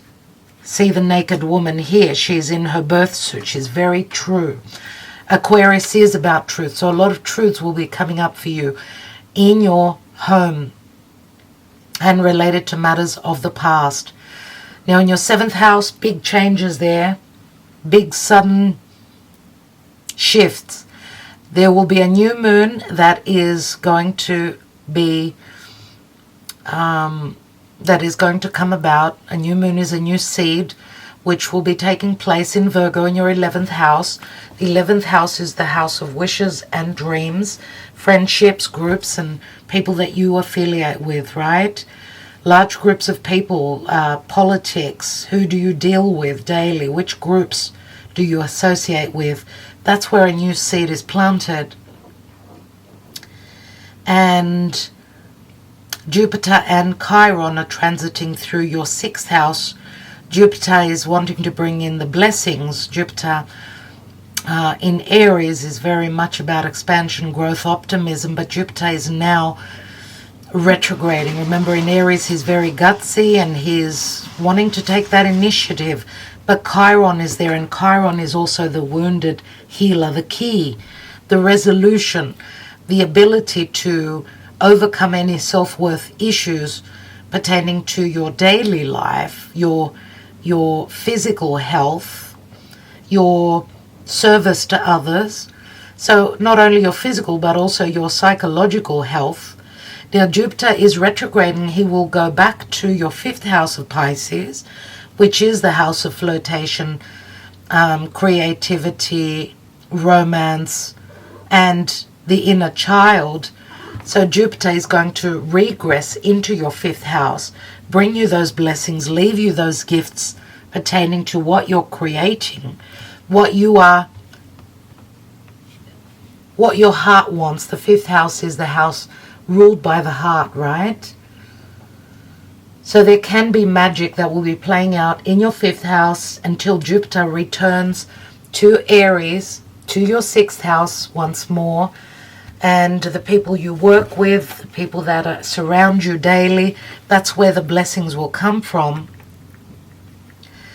And pay attention, dear Scorpio, to the 8th house, which is the house of death, transformation, and money coming through from other sources. Right? Mars, which rules you, will be transiting your 8th house for 7 whole months.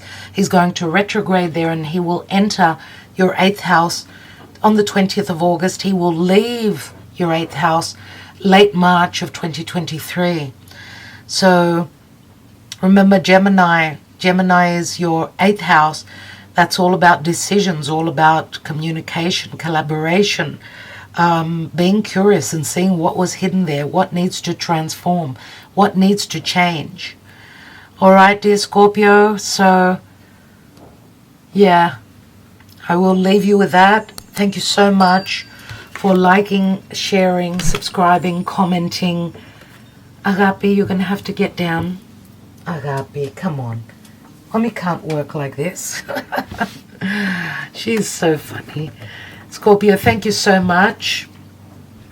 Let's go on to the next sign. Hello, dear Sagittarius, and welcome to Divine Debut. This is Kathy speaking. Thank you so much for joining me here. Okay, let's see what's going on for you, dear Sagittarius, with this full moon in Aquarius, which is happening in your 3rd house. I will be talking about your astrology as soon as I've done the tarot reading, so stay with me. Sagittarius, Sun, Moon, Rising, Venus, Mars, and the North Node. For Sagittarius and this full moon in Aquarius, what is potentially going to show up for Sagittarius people? Thank you, dear Spirit. Sagittarius. We've got the Page of Cups, Pisces energy, and offer is on the table. This is very difficult though. An unexpected offer was a really heavy burden, or brings to an end a burdensome cycle. And we've got the Strength card here. Someone's needing to feel confident, needing to know that they've got the ability to put down this burden, trust the situation, and connect. Maybe this offer was too small. Maybe this was a very juvenile offer. For some of you, this could, I suppose this could be an immature offer, or you're dealing with someone that is a little bit younger than you, dear Sagittarius, and maybe that's why this was burdensome for you. But remember that this is an ending to a burden, and it does turn into the Ace of Wands. There is a lot of passion, a lot of desire to connect. The Strength card is also someone that's holding themselves back. Someone that has trouble or is not confident in coming through with an offer of love. And that could be you as well. Or could be a Cancer, could be another Leo. You've got the Chariot here, so you will overcome and you will move towards victory. The Chariot is a major arcana, so we've got Cancer, Leo. You could be dealing with someone that's on the cusp. Cancer, Leo. This could also be an offer for moving house. Some of you maybe feel blocked or restrained or unhappy. This is your perception of where you are residing. Maybe some of you have been waiting for an offer, I don't know, pertaining to a new home or to move in together. Let's see what's at the bottom. We've got the Knight of Swords. So a lot to do with your perception and communication, difficult communication. Three of Pentacles at the bottom there. Some of you may have been working really hard as well. Maybe you've been working really hard to get yourself out of a difficult environment. Some of you may be young and wanting to fly the coop. What is the Karma Dharma for Sagittarius? We've got the Chariot twice, so Cancer comes up very, very strongly in your reading here. Okay, the Page of Cups could also be a child. Could be a child of yours. Could be possibly an apology that someone needs to come through with, and that's been really hard. It's as though you've been stuck, or someone's been waiting for the other party to be confident enough to come through, to apologize, to bring in this offer. But what is this Eight of Swords about? Yeah, it is about a transition and a change. Someone here has had trouble in falling pregnant. Maybe, and it's, Agapi, you're going to be very naughty. You're going to make a big mess. And I'm going to be really upset with you. Because Cancer does speak to motherhood. Leo is the child, so it does bring up matters pertaining to a child, to childbearing, or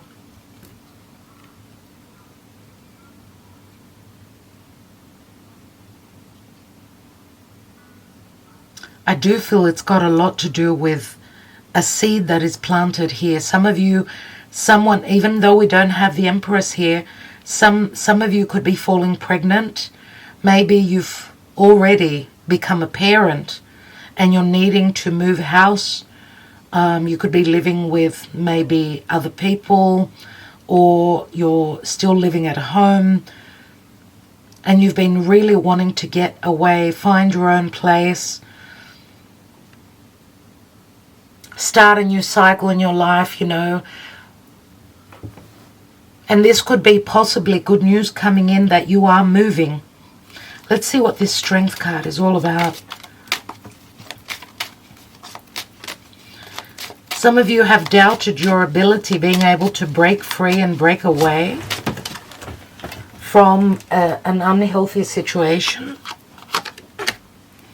There, we've got the Lily, and the Lily speaks to being someone that's quite ethical. Now, for some of you, this may have been an unplanned marriage as well, right? Because the Lily does speak to sex. Right, and it's Chiron in Virgo, and Virgo is all about the details. Virgo is very much of service. Virgo is practical matters. in our daily life. This is an open wound, a wound of self-worth, or here someone has connected to a very strong spiritual connection,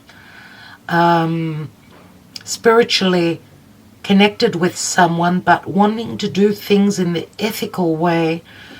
I feel that there is so much passion here, but someone is holding themselves back for dear life. And this is really hard.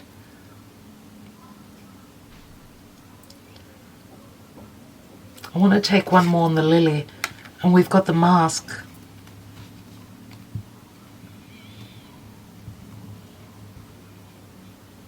You know, these are two opposite cards. We've got the lily, which is all about ethical and being truthful and purity, purifying. It's very motherly. It's Virgo energy. And here we've got the mask, which is more Pisces.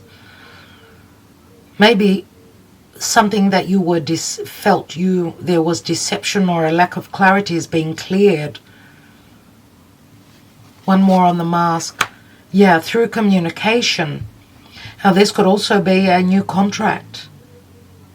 This could be a new contract, and make sure you read between the lines, read the fine print before you sign anything. But this is movement. Don't worry, because with the Chariot here, you are moving towards victory. There is no doubt about that. We've got the birds here, the owls, which are all about wisdom. Wisdom and knowing things that are hidden and in the nighttime, right? Things that we don't see. Things that we cannot see with the light of the moon. But this is a full moon, so it will give you a lot of clarity. We've got the maze beneath this, and the maze is like being lost because of other people, just losing your way, losing your path. You know, this is perception of being blocked. And the Knight of Swords is not an easy energy. It's harsh energies, harsh communications, and other people involved here with the Three of Pentacles. Now the Stork is number 17, which is like the Star card, and the Star card is the full moon in Aquarius. There will be change. You are transitioning somewhere else, and this is long lasting. And there will be communication about that. There is change ahead of you. There's a new cycle. A cycle that you've been yearning for, and this could also be motherhood, I'm going to say, for sure. And this could also, for those of you that are getting pregnant, even though it was really difficult for you,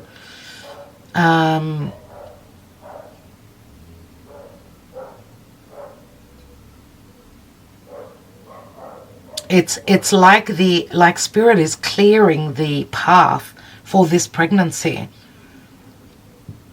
which will lead you to a new contract. I mean, this is news. This is good news coming in. News that you may not believe at first, which you will feel stunned about. So the Chariot twice, Cancer, very strong energies, right? Venus has just passed through Cancer, and on this full moon will be at the 0 degrees of Leo. So Venus has worked her magic in Cancer. Now, let's look at your astrology, dear Sagittarius. So, dear Sagittarius, this full moon is happening in the 3rd house. Your 3rd house of learning, the 3rd house of communication, the way you speak, the way you write, anything to do with collaborating within a small group of people. It could relate to siblings or your extended family, so your relatives. Short distance travel is the 3rd house, but it's also going through a learning curve. Now the sun is shining its light upon the moon from your 9th house, the 9th house which you naturally rule. The 9th house is where Venus has also ingressed into so the sun is giving you the clarity. The life force comes from your 9th house of Leo. Leo is matters pertaining to the heart, and the 9th house is wisdom. It's the teacher. It is philosophy. It is long distance travel. Your beliefs are going through changes, right? Venus has entered, so it's bringing even though there's a lot of pressure in the ninth house, from the ninth house to your 12th and to your 6th, that's where the nodes are. So it's, you know, the south node now in your 12th house. This is letting go of anything that's been holding you back from an ending of a cycle, shedding past karma, those feelings, that perception of blockages, and feeling a sense of imprisonment, right? The 12th house is endings, and the south node is there. You need to put something to rest once and for all, something that you've been carrying, which has been, it's got a lot to do with your subconscious, so your internal self, your psychology, your psyche, your feelings of not being able to deal with something, to end something that you've been carrying forever. 12th house is the house of karma, dear friends, and the south node is very karmic. So this is like you getting out of your comfort zone, obviously. And remember, the 12th house is also the house of spirit. You could have the guidance of spirit and the chariot. The chariot is coming to take you to your destiny. Where is it that you're wanting to reside? Now, your 6th house is where the north node, Uranus and Mars have connected. So it's all about your daily life, your work, the service you provide to the world. This is where there will be tower moments, aha moments, awareness, sudden changes and revelations pertaining to one's ability and courage to move forward, to make the changes, to free oneself from anything that's been uncomfortable, difficult, for change. So the 6th house is where we had that conjunction of Uranus, Mars, and the North Node. That's you getting out of your comfort zone, right? The 6th house is also practical means of making the changes, or having the changes, spirit making the changes for you. But the 6th house is also the house of service. So what you've provided, what you've serviced to the world, is spirit is bringing it back to you. So this is like a sense of dharma for me. Now there's a new moon that's happening in the 10th house for you, a new moon in Virgo. And this will put you in an uncomfortable situation, obviously, because Virgo squares you. Now, a square is a difficult aspect, so Virgo is a mutable sign just like you are, but that new moon is taking place in the 10th house, and the 10th house is the house that rules the father, someone who takes charge, someone who will sit on the throne. The 10th house is where that new seed is being planted. It can speak to career, it can speak to your goals and aspirations and your reputation, or who you are out there in the world. What is it that you are working on? A new seed is planted then at the end, towards the end of the month, as we will be moving into the Virgo season as well. Now Jupiter and Chiron, Jupiter, the planet of expansion, growth, wisdom, optimism, and Chiron, the wounded healer, an open wound pertaining to the past, a resolution on how to work with this, how to live with this issue of self-worth, or I'm not good enough, or an emotional wound that you've been carrying from a past lifetime or from your childhood. Both Chiron and Jupiter are retrograde, and they're transiting through your 5th house of fun, the 5th house of children, the ability to create something that is called your child. Is it a business? Is it an actual child? That's where Jupiter will bring you the blessings, will give you the courage. But remember that Chiron is there. You're needing to find a resolution, the key to resolve or solve something pertaining to your 5th house. 5th house is risk-taking. It's the house of play, it's the house of risk, and it's the house of creation, but also taking charge, being confident, right? Coming from a place of heart. Healing any issues pertaining to the heart is the 5th. Now Jupiter will retrograde back to your 4th, where he blessed your 4th house. He's been blessing your 4th house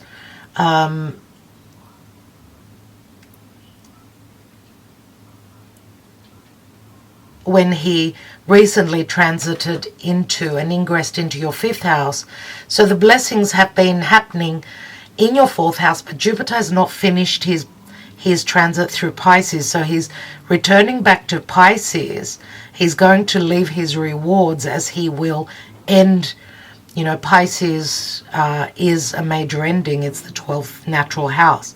But for you, this is your 4th house. So there will be blessings that will come from your 4th, your home, your mother, your past, your heritage, before Jupiter re-enters your 5th, and then it will be all systems go. Remember that Aries, your 5th, is all about courage. It is Mars ruled.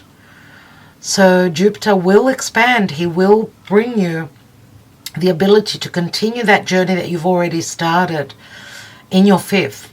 Now, pay attention to your 7th house, because this is where Mars will enter your 7th house of Gemini on the 20th of August and will stay there till end of March 2023.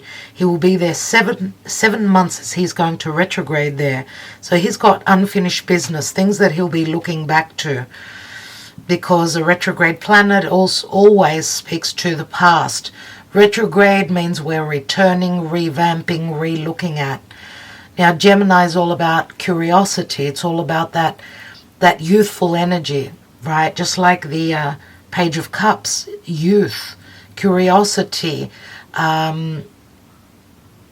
communication, collaboration, siblings or your relatives, people that you deal with, you know, your relationships. This is what Mars will be working on for 7 whole months, as Mars will, we know Mars is the planet of desire and courage and action, right, and passion. But he'll be good in Gemini, but he will be retrograding, so he'll be revisiting the past. Okay, now remember, Gemini is it also speaks to your close-knit environment, short distance travel, and logic, using logic, not only will and drive and being combative. You've got to use logic. All right, dear Sagittarius. So I think that's what I have for you for this full moon. For this full moon in Aquarius. Okay. I want to thank you so much for liking, sharing, subscribing, and commenting, my dear Sagittarius. Thank you so much for all that you do for this channel. Let's continue. Let's go on to the next sign. The next sign is the sign of Capricorn. Capricorn, you are the last sign that I am reading for today, as I started off with Aquarius, since it's the full moon in Aquarius. So, dear Capricorn, let's see what's going on pertaining to your tarot and then your astrology. What is the karma dharma pertaining to Capricorn and this full moon in Aquarius? Wow, you've got the Tower, dear Capricorn, and what is the Tower about? What is this major shift, this aha moment, this freeing energy? What is this all about? Because this is not an easy energy, of course. Oh wow, you've got the Fool. Okay, lovely. Aries, Uranus, oh my goodness, Uranus and Mars on the North Node, they conjoined on the 1st of August in Taurus, and whatever goes on in Taurus is in good connection for you. So you've had some sort of a surprise. I'll be talking about that in your astrology. Stay on after the tarot. Let's see, dear Spirit, for Capricorn, Sun, Moon, Rising, Venus, Mars, and the North Node in Capricorn. What is it that's going on for Capricorn and this full moon? Because this full moon is happening in your second house of resources, your money, your self-worth, your happiness, feeling safe, secure. Full moon means a culmination, so something is ending. I suppose it could possibly speak to something around Venusian matters. The second house is naturally ruled by Venus, so either money or love relationships. We've got the Page of Pentacles, the Ace of Cups. Oh my God, there's the blockage of the devil. What is the devil for Capricorn?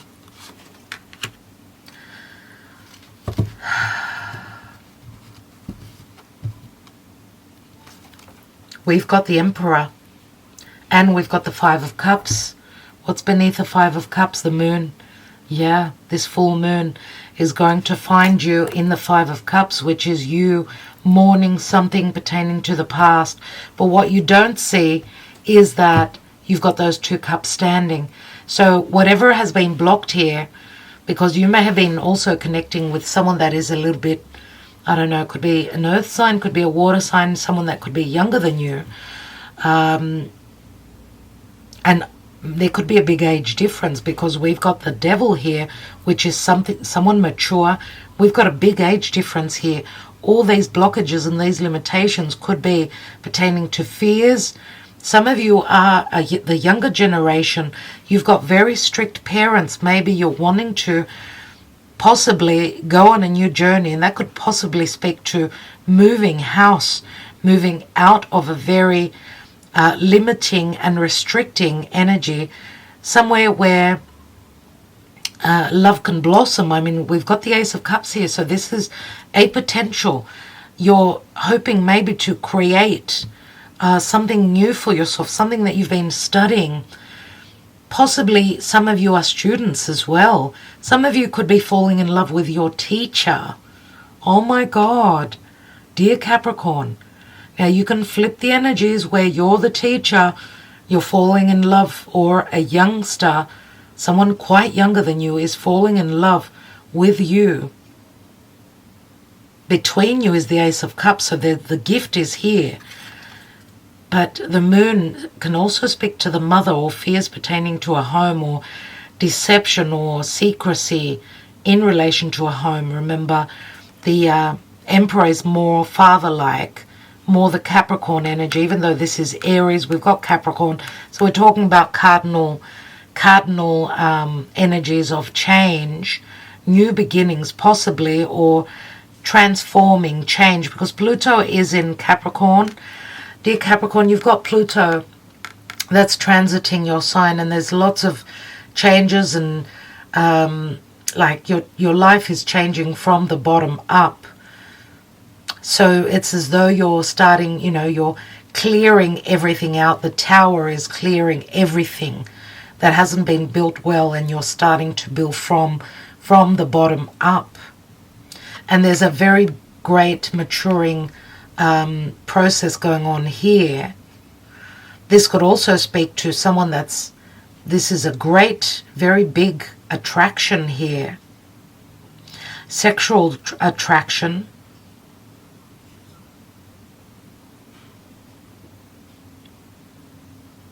Something that is secretive. We've got the Queen of Swords here. The Queen of Swords usually is a divorcee. This is Libra, so I don't know if you're dealing with a Libra. Something has been, or something will be shown to you, and you'll be mourning the loss of this celebration. The Three of Cups, but you're not focusing on those Two of Cups. Now, you've been in a situation where there's been lack, there's been cold energies, there's been deception, there's been unclear energies, and this could be what you are leaving behind.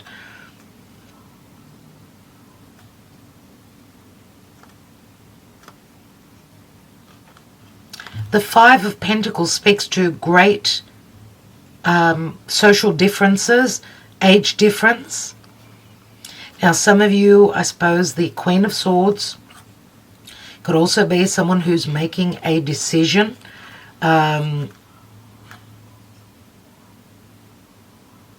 Demanding something. This could be a mother figure for some of you.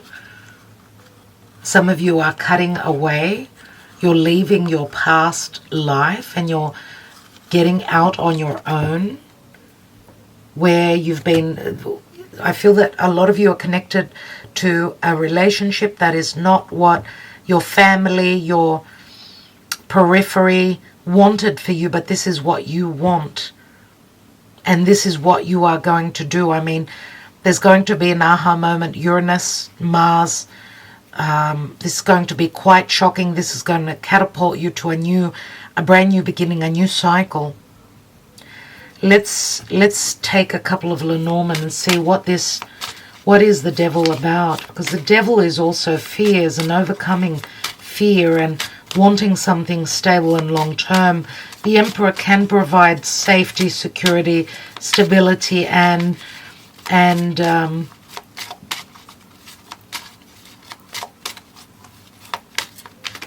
the Emperor would be someone that you would want on your side. Now, more than likely, you are the Emperor. But what is the devil about? The devil speaks to vices or just unhealthy situations, love triangles, third parties for some of you. We've got the Scythe. This could be cutting the fear away and taking control, taking charge with the Emperor.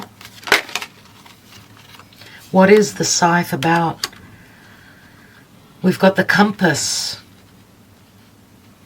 The Scythe does speak to endings, and the Compass is like you're searching for your way, needing to mature quickly as you're following the changes that are happening in your life. And the Compass can also speak to moving away from security, moving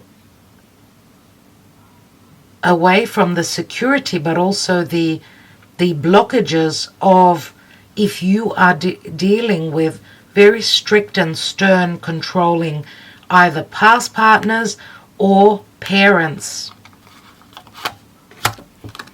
And there is the offer with the bouquet. The bouquet speaks to spring and happiness, and this is Jupiter and Sagittarius. This is where you feel free.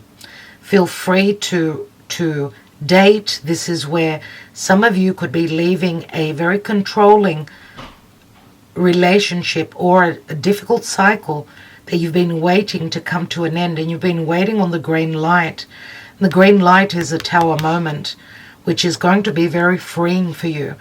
There's the moon again, and the moon speaks to, in the Lenormand, it speaks to moon in Cancer, so evening time, but also things to do with your subconscious, strong intuition.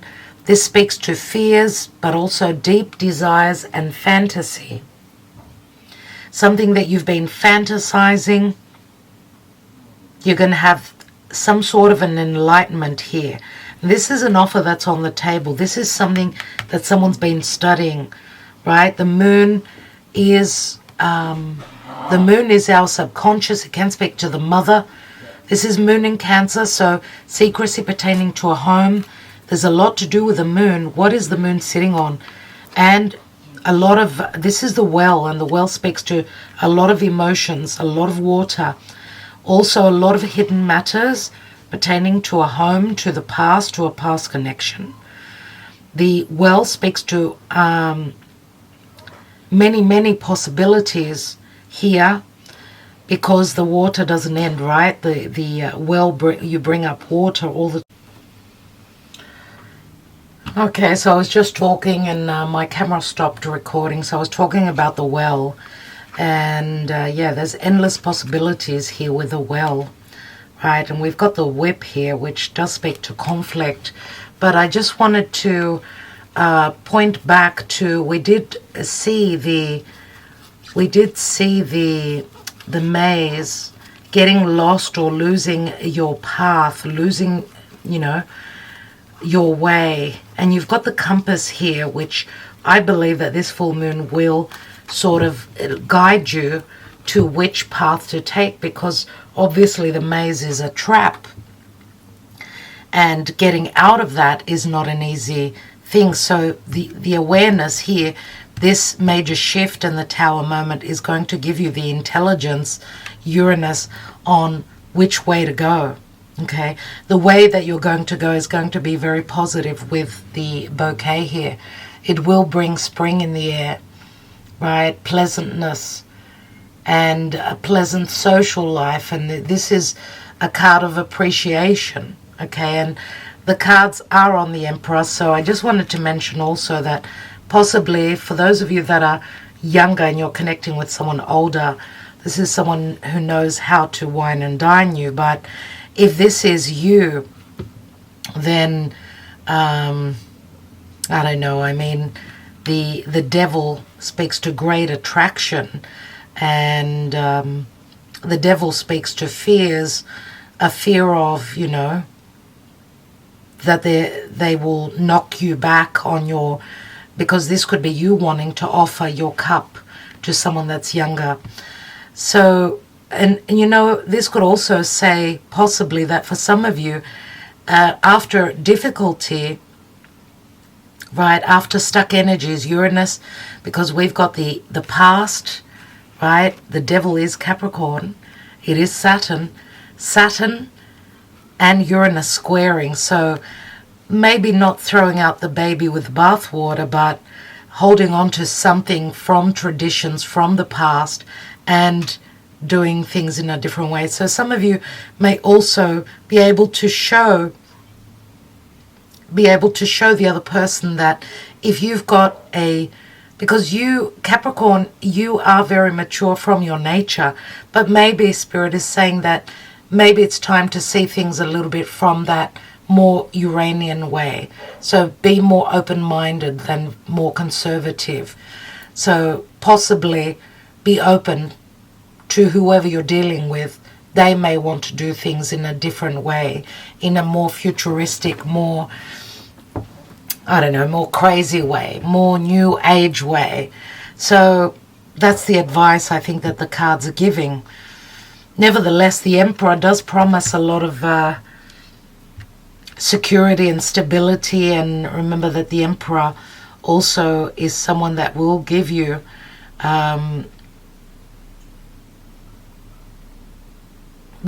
a place next to them.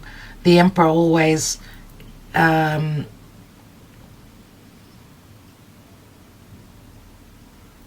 reminds us that there is the ability to have that safety, right? Having that elder or that wiser, that, because if you think of the major arcanas, he comes after the Empress, which the Empress is all about abundance and manifestation. The Emperor speaks to more security, right? He's one step before the Hierophant, which is marriage. Okay, so there's lots of potential here, but the devil could also speak to just delays. Okay, delays or any stuck energy being taken care of with the tower here. All right, so let's look at your astrology for a moment. So this full moon is happening in your second house, which is all about values, self-worth, resources. What is it that you own, right? Your money. The second house is the physical body. So this full moon happening on Saturn can, you know, what comes up can be quite stressful for you. But nevertheless, it is something that's culminating there, something that will be shown to you. Now, the light comes from the sun, the 8th house, your 8th house, which is the house of resources coming through from a partner or from the bank or from a loan or from others. Generally speaking, the 8th house is the house of change. It's the house of death and transformation. It's the house of sex as well. And Venus has just entered your 8th house. So this could also be someone that's coming through being very truthful about their deep emotions. And this could be quite rattling, quite shocking, right? Because the devil also speaks to a very strong sexual connection, right? So the 8th house does speak to fears, but Venus entering there, Venus does bring more value and more feel-good energy. And, you know, the sun is transiting through Leo, and Leo is all about the heart. So this is emotional depth, emotional intimacy, someone opening up their heart to you, or you're doing that to someone else. But, you know, the sun is where the clarity comes from, the 8th house. Now, the South Node is transiting through your 11th house. This is what you need to shed.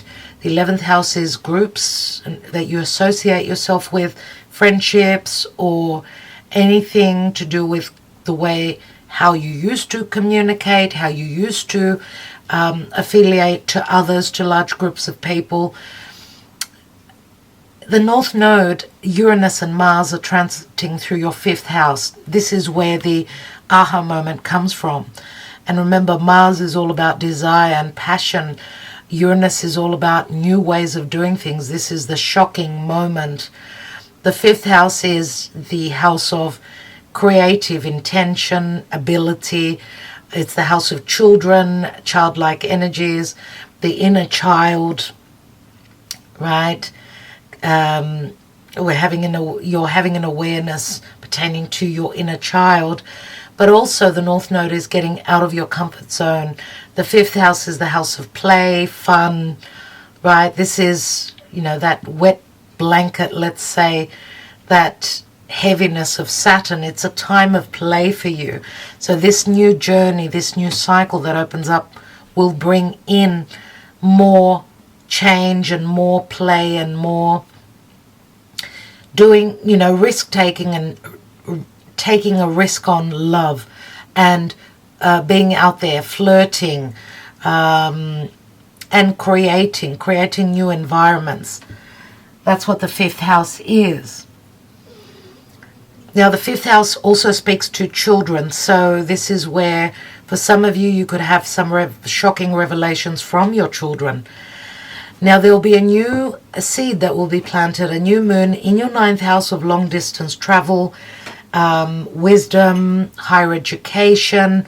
The 9th house is the house of spirituality.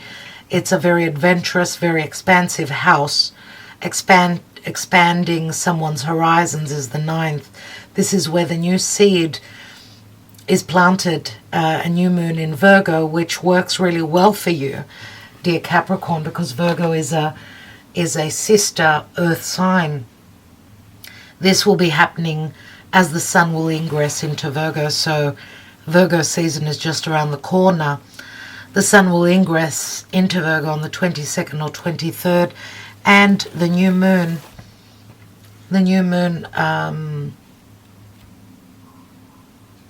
did I write that? Yeah, will happen on the 27th of August. So something new is beginning pertaining to 9th house matters. And Jupiter and Chiron, who are retrograding in Aries, this is your 4th house. The 4th house of home, family, the mother and the past, the parents. Agapi's being very naughty. She's climbing everywhere. She's saying, Mummy, that's enough work. You've done enough today. I need your attention. Anyway, so I was talking about Jupiter, who is retrograding, and Chiron retrograding through your 4th house. So it can have to do with past connection, your home, your place of residence, your family, your parents. But Jupiter is retrograding. He's going to go back. He's going to regress back to Pisces in your 3rd house, which your 3rd house speaks to communication, curiosity, collaboration, anything written or spoken, or the 3rd house is your close-knit environment. So Jupiter was bringing the blessings pertaining to your third house. Now Jupiter has entered your fourth. But remember, Jupiter is retrograding, which means he's dealing with past matters. Now, where third house matters and siblings and the way you communicate are concerned, Jupiter will come back to Pisces and will finish in your third house, and therefore leave the gifts that he promises. Remember, he's all about optimism, expansion. He's very divine. He's all about wisdom. So that will come to you. Those gifts will come through for you as he will finish up in Pisces. And Pisces, remember, is the 12th house naturally, so it does speak to major endings, major karmic endings of cycles. And then he will re-enter your fourth house, where he will move direct, and he will bring those gifts and that magic to your home, right? Now, also lastly, Mars will be entering Gemini, which is your 6th house, on the 20th of August, and will stay there till end of March of 2023. Your 6th house of practical service to the world, your work, your health, your physical and mental health is the 6th house. How you provide a service to the world is the 6th house as well. And it's also people that you deal with on a daily basis. That's the 6th house. 6th house is not an easy house. And Mars will be there for 7 whole months. Mars will be retrograding, so he'll be revisiting the past. Remember that in Gemini, which is your 6th house, Gemini is all about using logic. It's the way we communicate with our siblings, with people that we deal with on a daily basis, how we collaborate, right? Social media is Gemini. It's the messenger, right? So you'll be revisiting those some past situations. Mars is all about passion, desire, drive, courage, okay? So that will be very interesting to see what will play out for you pertaining to Mars retrograding in your 6th house, dear Capricorn. All right, so I want to thank you so much for liking, sharing, subscribing, and commenting. I do want to cheat a little bit. I want to take one last card on the Emperor and the Devil. So, what is this about? What is the Devil and the Emperor about? Oh my goodness. Endless possibilities. Look, Saturn, and this is your ruling planet, Saturn does prove to give the rewards once the work has been done, once we've matured. So the possibilities, I'm going to say again, are endless. It's all about your emotional life. That's what I see here. And a lot will be revealed that was hidden, which will give you a sense of grounding, but also stability. Okay, so Spirit does not want to give me any more messages, dear Capricorn. I hope that helps. Love and light, and thank you so much. Talk to you soon. Ta-da.